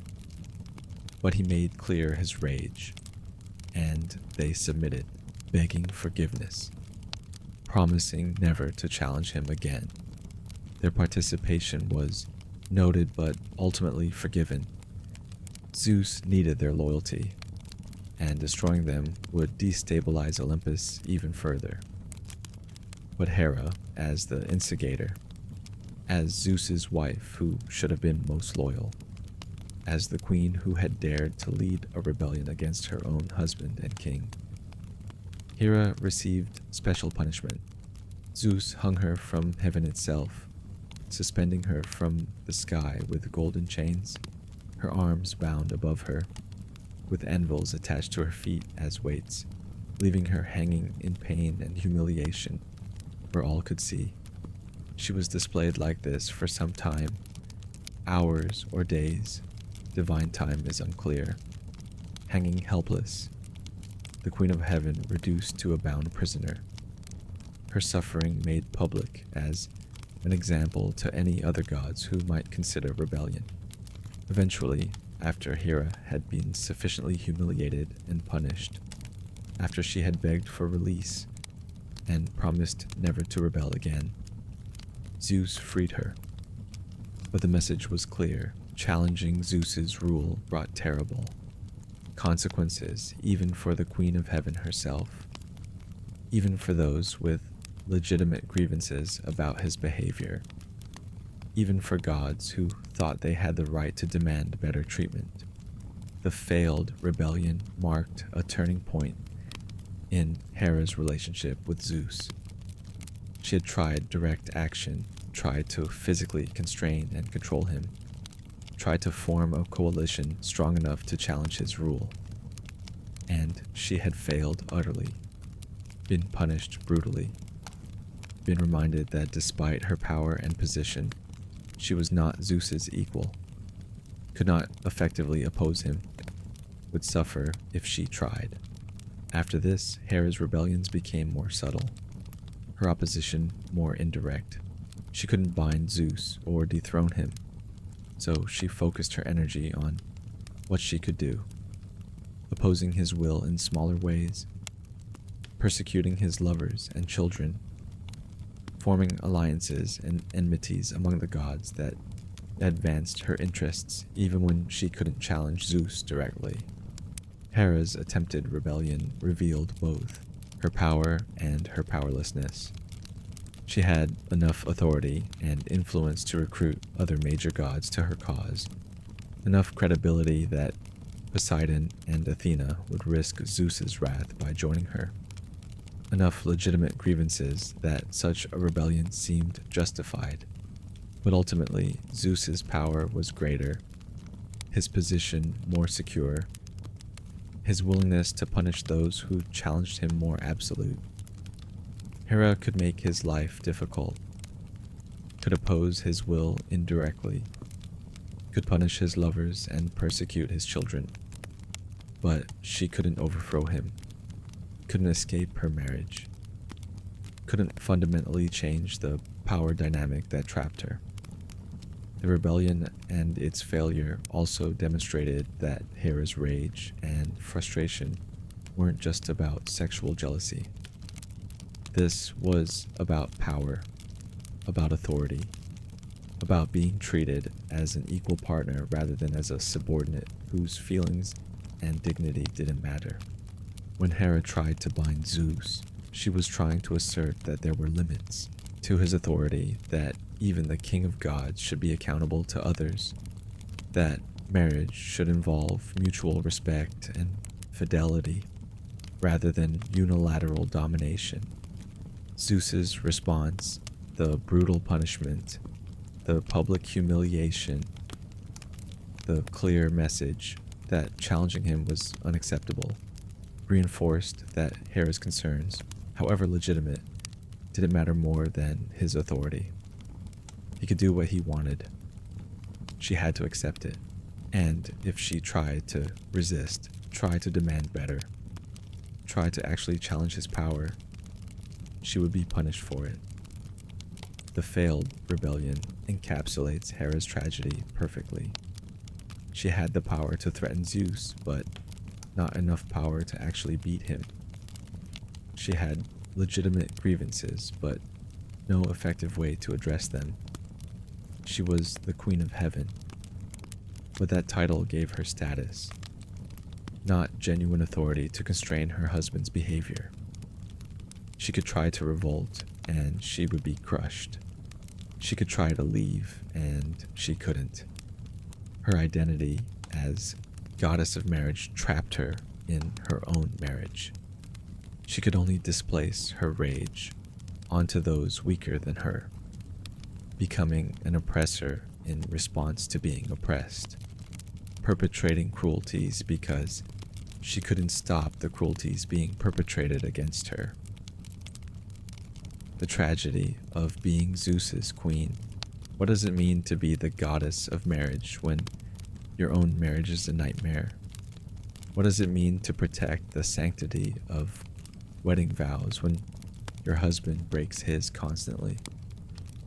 What does it mean to bless legitimate children when your husband fathers so many illegitimate ones? These questions go to the heart of Hera's tragedy, revealing the fundamental contradiction that defined her existence. She was trapped by the very institution she protected, imprisoned by the very role that gave her power, destroyed by having to embody an ideal that her own life completely contradicted. Hera was the goddess of marriage. This was her core identity, her primary portfolio, the source of her divine authority and social power. Marriage in ancient Greece was the foundation of civilization, the institution that produced legitimate heirs, organized property and inheritance, created alliances between families, and maintained social order. Women depended on marriage for security, status, protection, and basic survival in a culture that offered them few other options. And Hera was marriage's divine patron, the goddess who blessed unions, protected wives, ensured fidelity, and punished those who violated marriage's sanctity. Yet Hera's own marriage violated every principle she was supposed to uphold. Zeus broke his marriage vows constantly, serially, without remorse or consequence. He wasn't just unfaithful once or occasionally. His infidelity was so systematic and so constant that cataloging his lovers requires lengthy lists. Every affair was a betrayal not just of Hera personally, but of everything she represented divinely. Every illegitimate child was a mockery of legitimate marriage. Every time Zeus seduced or raped another woman, he was undermining the very institution his wife was supposed to protect. The irony is almost too perfect to be accidental. The goddess of marital fidelity, married to the most unfaithful husband in mythology. The protector of wives trapped in an abusive marriage she couldn't leave. The guardian of legitimate children, constantly fighting against illegitimate children who threatened her own offspring's position. It's as if Hera's mythology was designed to demonstrate yet how powerless even the most powerful women could be. How even divine status and authority couldn't protect someone trapped in a bad marriage. How the institution of marriage could become a prison for the very goddess who represented it. Hera couldn't divorce Zeus. In Greek society, divorce was technically possible, more so than in many later cultures, but it carried enormous social stigma, especially for women, and could leave a divorced wife economically vulnerable and socially marginalized. For Hera, divorce was even more complicated. How could the goddess of marriage abandon her own marriage? Wouldn't that undermine the entire institution she protected? If Hera, who blessed marriages and enforced fidelity, couldn't maintain her own marriage, what hope did mortal women have? Her role trapped her even more effectively than mortal women were trapped because her divine portfolio made leaving unthinkable. She also couldn't effectively fight Zeus. The failed rebellion demonstrated that. She couldn't stop him from taking lovers, couldn't prevent him from fathering illegitimate children, couldn't force him to honor his marriage vows. He was more powerful than her, and he used that power to do whatever he wanted while she had to endure, watch, and deal with the consequences. Hera's only real power was reactive. She could punish Zeus's lovers, persecute his children, make his life difficult through indirect means, form alliances that opposed his will in various divine political matters. But these were the actions of someone trapped and lashing out, not someone with genuine agency to change her situation. She couldn't make Zeus be faithful. She could only make his infidelities more costly for everyone involved. The psychological toll of this situation must have been devastating. Hera was beautiful, emphasized repeatedly in ancient sources, yet Zeus constantly saw other women. She was powerful, yet powerless to control her own marriage. She was respected as Queen of Heaven, yet humiliated constantly by her husband's public betrayals. She protected other women, yet couldn't protect herself. She blessed marriages, yet her own marriage was cursed.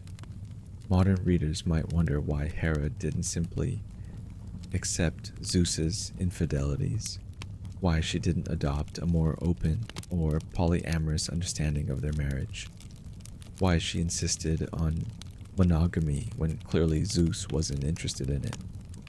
But this misunderstands both Hera's role and ancient Greek marriage dynamics. Hera wasn't just a jealous wife. She was the living embodiment of legitimate marriage. And legitimate marriage in Greek culture absolutely required fidelity, at least from wives, and theoretically from husbands too. Zeus's infidelities weren't just personal betrayals. They were violations of the divine order she represented, attacks on the institution she protected, threats to her children's legitimacy and inheritance. Moreover, Zeus wasn't offering Hera a choice about their marriage's structure.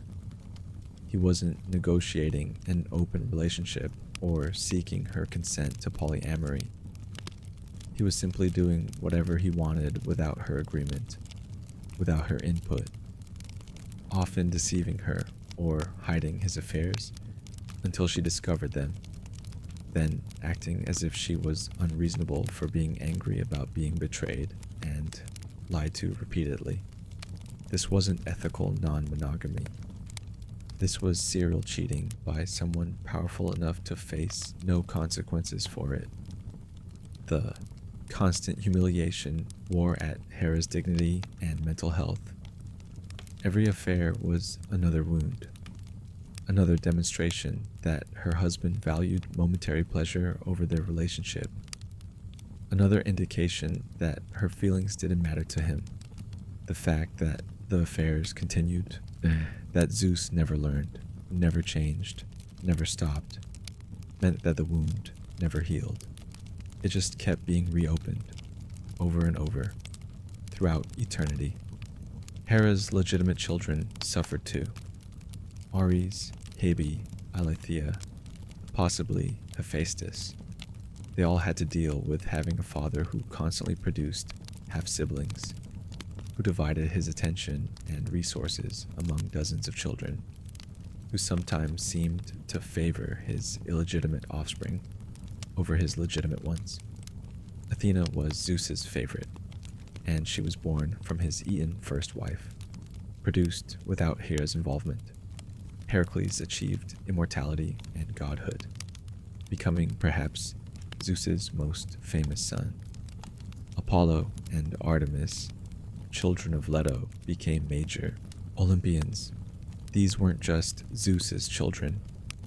They were Hera's children's rivals, threats to their status, living proof that legitimacy didn't guarantee primacy. The double standard was glaring. Zeus could have as many affairs as he wanted, could father children with anyone who caught his eye, could violate his marriage vows constantly, and face no real consequences. Hera's anger was certainly consequential for his lovers and children, But for Zeus himself, he continued as king of gods, continued being worshipped, continued being respected. His behavior didn't diminish his status or authority. If anything, his many children spread throughout Greece enhanced his power, establishing connections between the divine and mortal realms, producing heroes and dynasties that honored him. But Hera, she was expected to remain faithful, and she did, being one of the few Greek goddesses portrayed as monogamous. She was expected to bear the humiliation quietly, to maintain her dignity despite constant betrayals, and when she reacted to Zeus's infidelities with anger, entirely justified anger, she was portrayed as the problem, as the jealous shrew, as the vindictive harpy who persecuted innocent women and children. Her legitimate rage at genuine mistreatment was reframed as her personal failing, her flaw, her sin of jealousy. This reframing is itself part of Hera's tragedy. She was the victim of ongoing abuse, of serial infidelity, of being trapped in a marriage with someone who didn't respect her or their vows. But mythology portrays her primarily as a perpetrator, the jealous goddess who tortures innocent women, the cruel deity who persecutes heroes, the vindictive wife who can't let her husband's affairs go. Her victimhood is acknowledged but minimized, while her reactive violence is emphasized and condemned.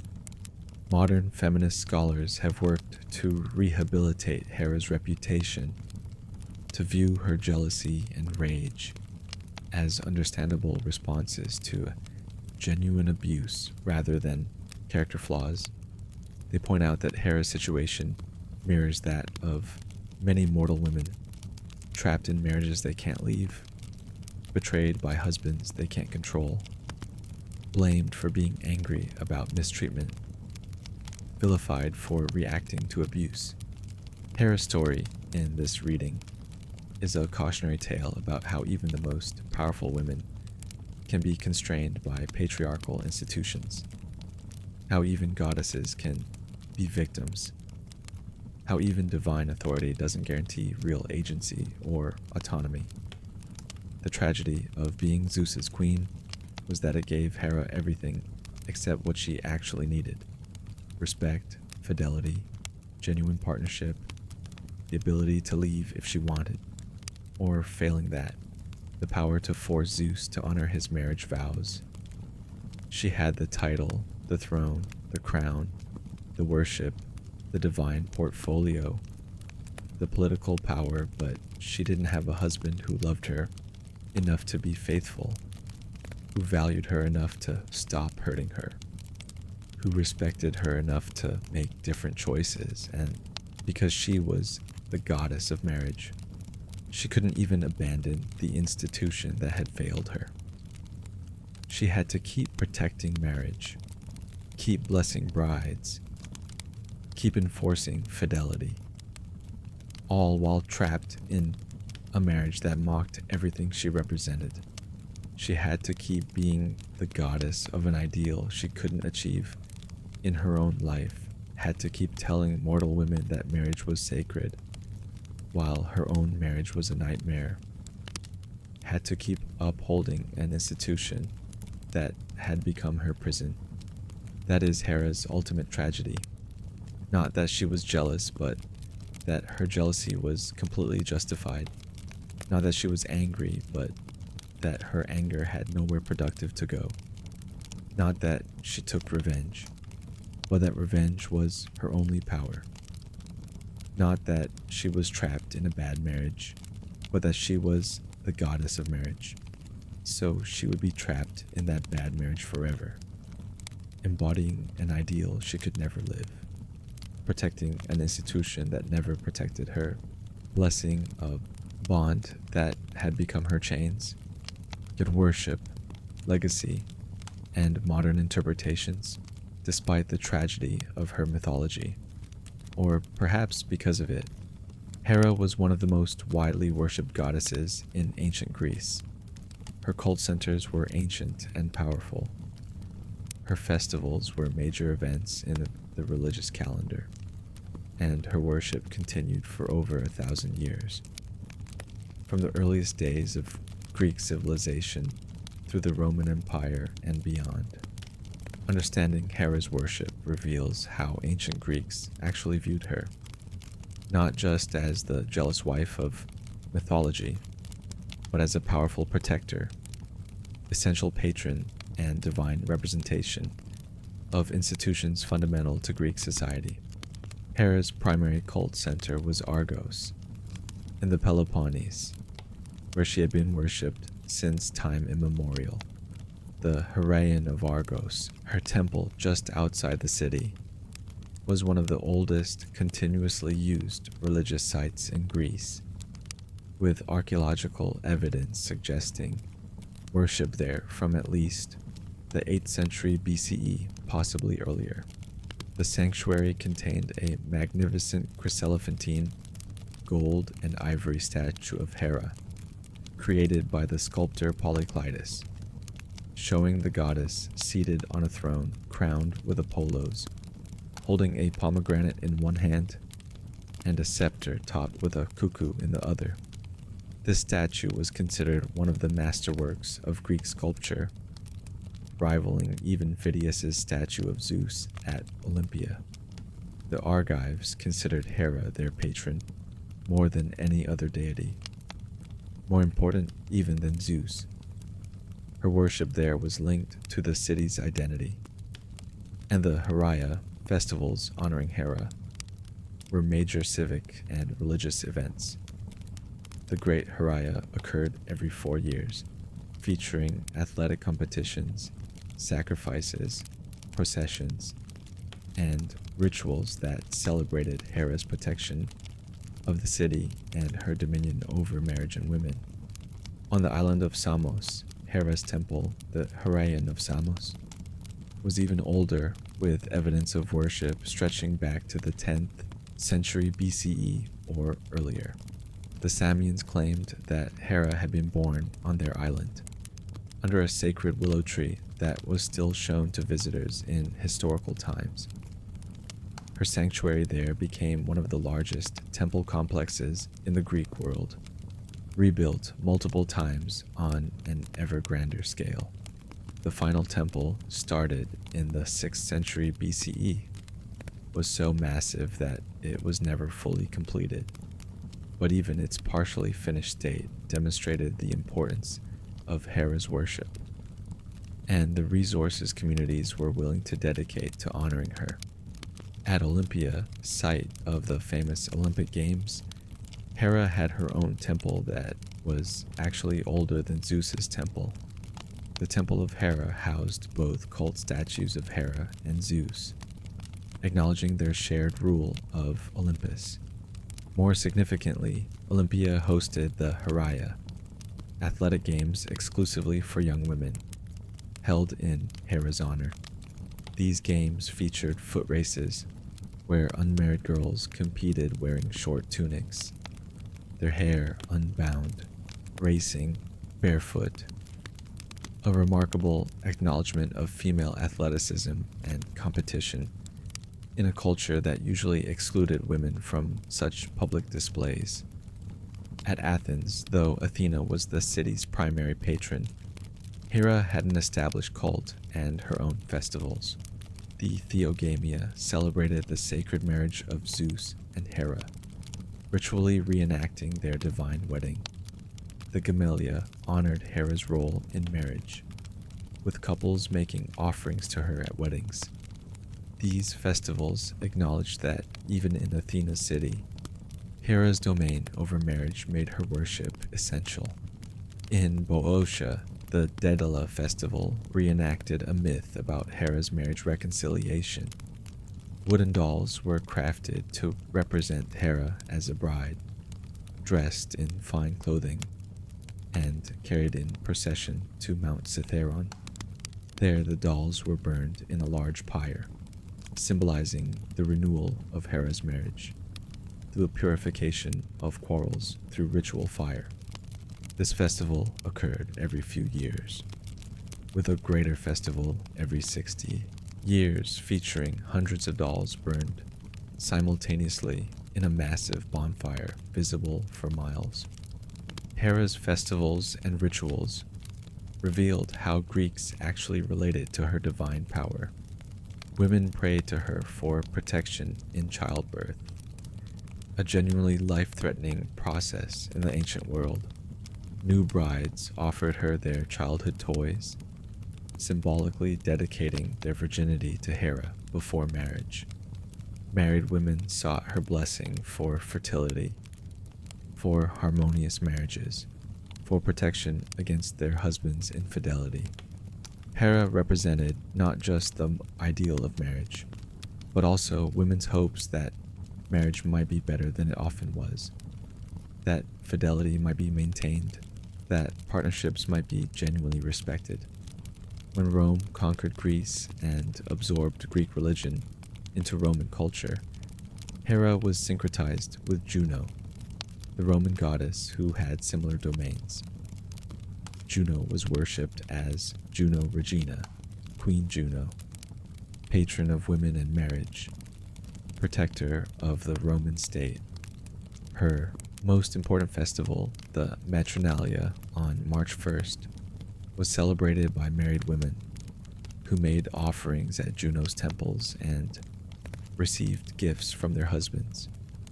The month of June, named for Juno, was considered the most auspicious time for weddings, a tradition that persists today, when June remains the most popular month for marriages in Western cultures.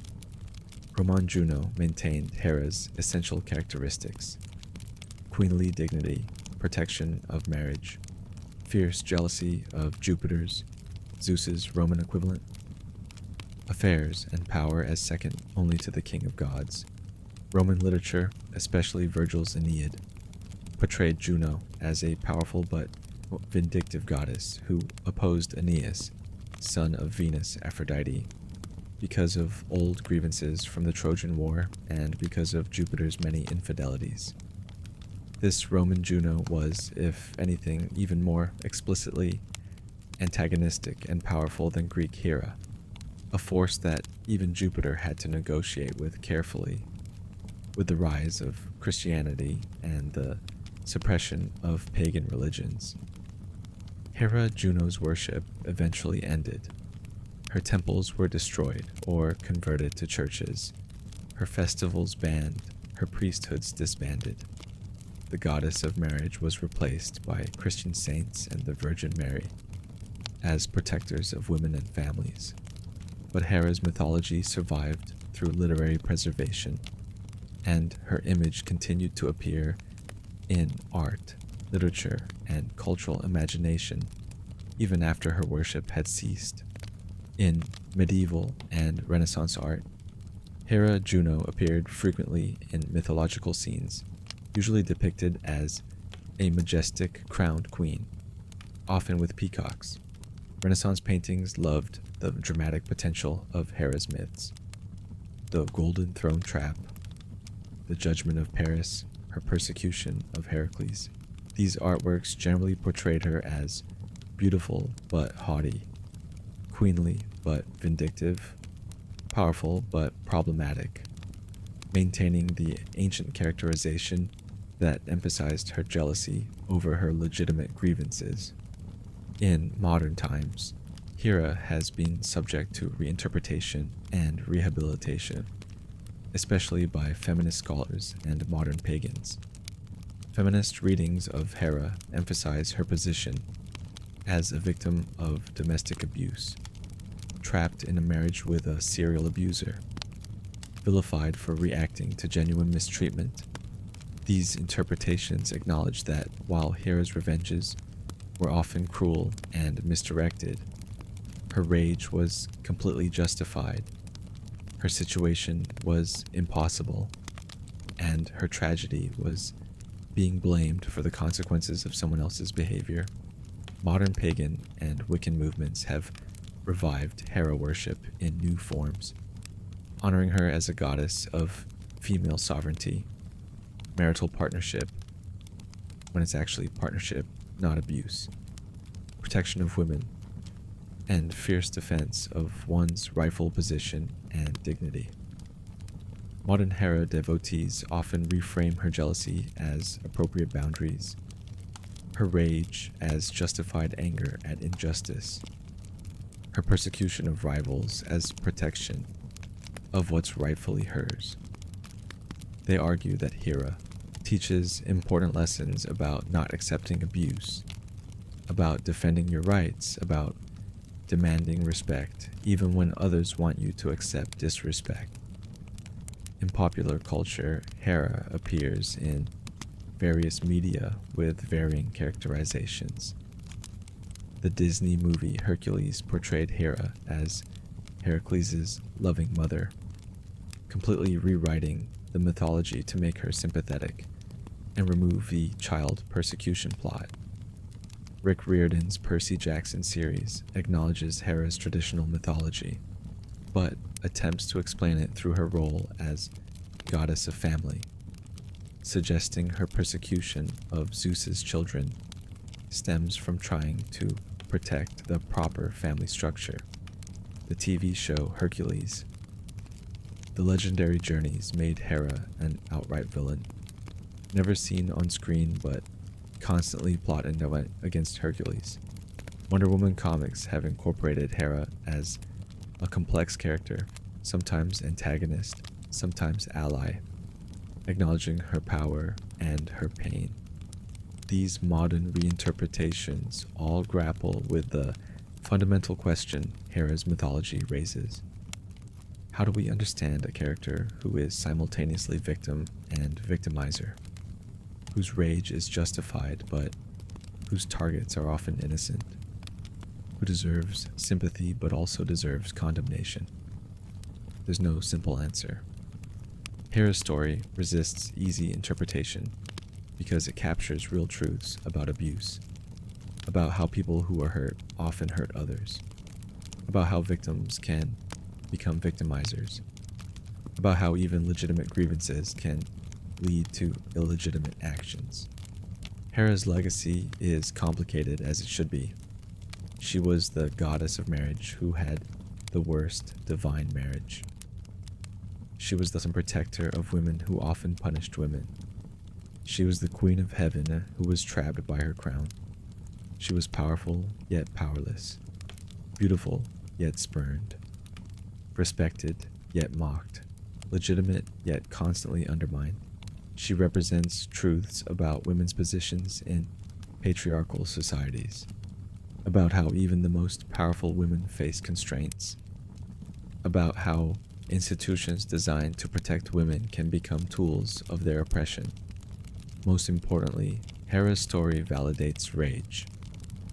It says that being angry about being mistreated is legitimate, that jealousy in response to betrayal is justified, that demanding fidelity in a marriage isn't unreasonable. Hera may have directed her rage at wrong targets, may have become cruel in her pain, may have been unable to escape the situation that drove her to such extremes. But her rage itself was never unjustified. In recognizing Hera's tragedy, in understanding her pain alongside her cruelty, in acknowledging that she was both victim and perpetrator, we learn to see the complexity in stories that are often simplified into good characters and bad characters. Hera was never simply the jealous wife or the vindictive goddess. She was a woman trapped in an impossible situation, reacting with the only power she had, becoming monstrous because she was treated monstrously, embodying the tragedy of loving an institution that never loved her back. Conclusion. We have journeyed through the fire of Hera's jealousy, through the endless betrayals that defined her marriage, through the terrible revenges she inflicted, and the impossible position she occupied as both Queen of Heaven and prisoner of her own divine role. We have met the goddess who blessed marriages while trapped in the worst marriage on Olympus, who protected women while often punishing them, who commanded respect while suffering endless humiliation, whose rage was both her only power and her deepest tragedy. Hera's story is not a simple one of villain and victim. It is a complex, painful, deeply human story of someone caught in a situation with no good options, of someone who reacted to abuse by becoming abusive, of someone whose legitimate grievances led to illegitimate cruelties. Understanding Hera means holding multiple truths simultaneously. Zeus wronged her profoundly, and she wronged others in response. She deserved better than the marriage she was trapped in, and many of her victims deserved better than the punishment she inflicted. She was powerful enough to be dangerous, but not powerful enough to escape or change the fundamental dynamics that made her existence a tragedy. If we can learn anything from Hera's mythology, it is this: that institutions designed to protect us can become our prisons, that even goddesses can be victims of abuse, that rage is a legitimate response to injustice even when that rage finds wrong targets, that being wronged doesn't automatically make someone a hero, and that victimhood and villainy can coexist in the same person, in the same story, in the same divine existence, spanning eternity. Hera deserves better than to be remembered only as the jealous wife.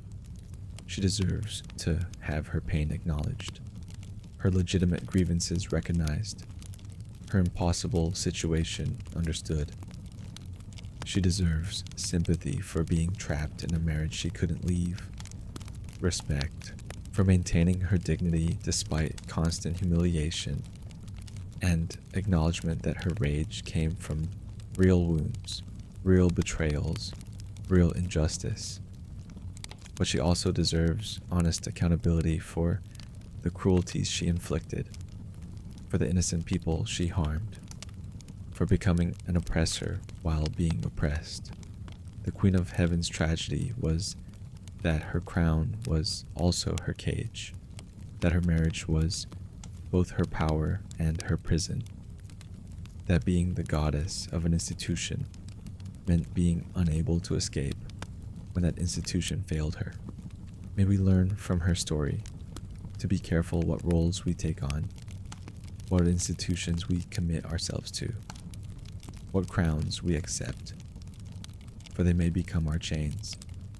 If you found value in this exploration of the most misunderstood goddess in Greek mythology, if Hera's complex tragedy resonated with you, if you appreciated looking beyond simple characterizations to find the pain beneath the rage, please like this video and subscribe to the Mythos Deep Dive. Hit that notification bell so you never miss our journey through mythology's most complicated figures. Share this with anyone interested in Greek mythology, in stories of complicated women, in understanding how victims can become perpetrators, or in recognizing that the villains of ancient stories often have legitimate grievances that explain, if not excuse, their actions. Let us know in the comments which aspect of Hera's mythology struck you most powerfully. Her tragic marriage, her terrible revenges, her impossible position, her legitimate rage. And remember, anger at injustice is not a character flaw. Defending your dignity is not jealousy. And sometimes the stories that portray someone as simply jealous need to be re-examined to understand the injustices that made them that way. May we all have the courage to leave situations that harm us, and may we never become trapped by the very institutions meant to protect us. The Queen of Heaven was a prisoner in a golden cage. May we learn to see our own cages before they lock permanently shut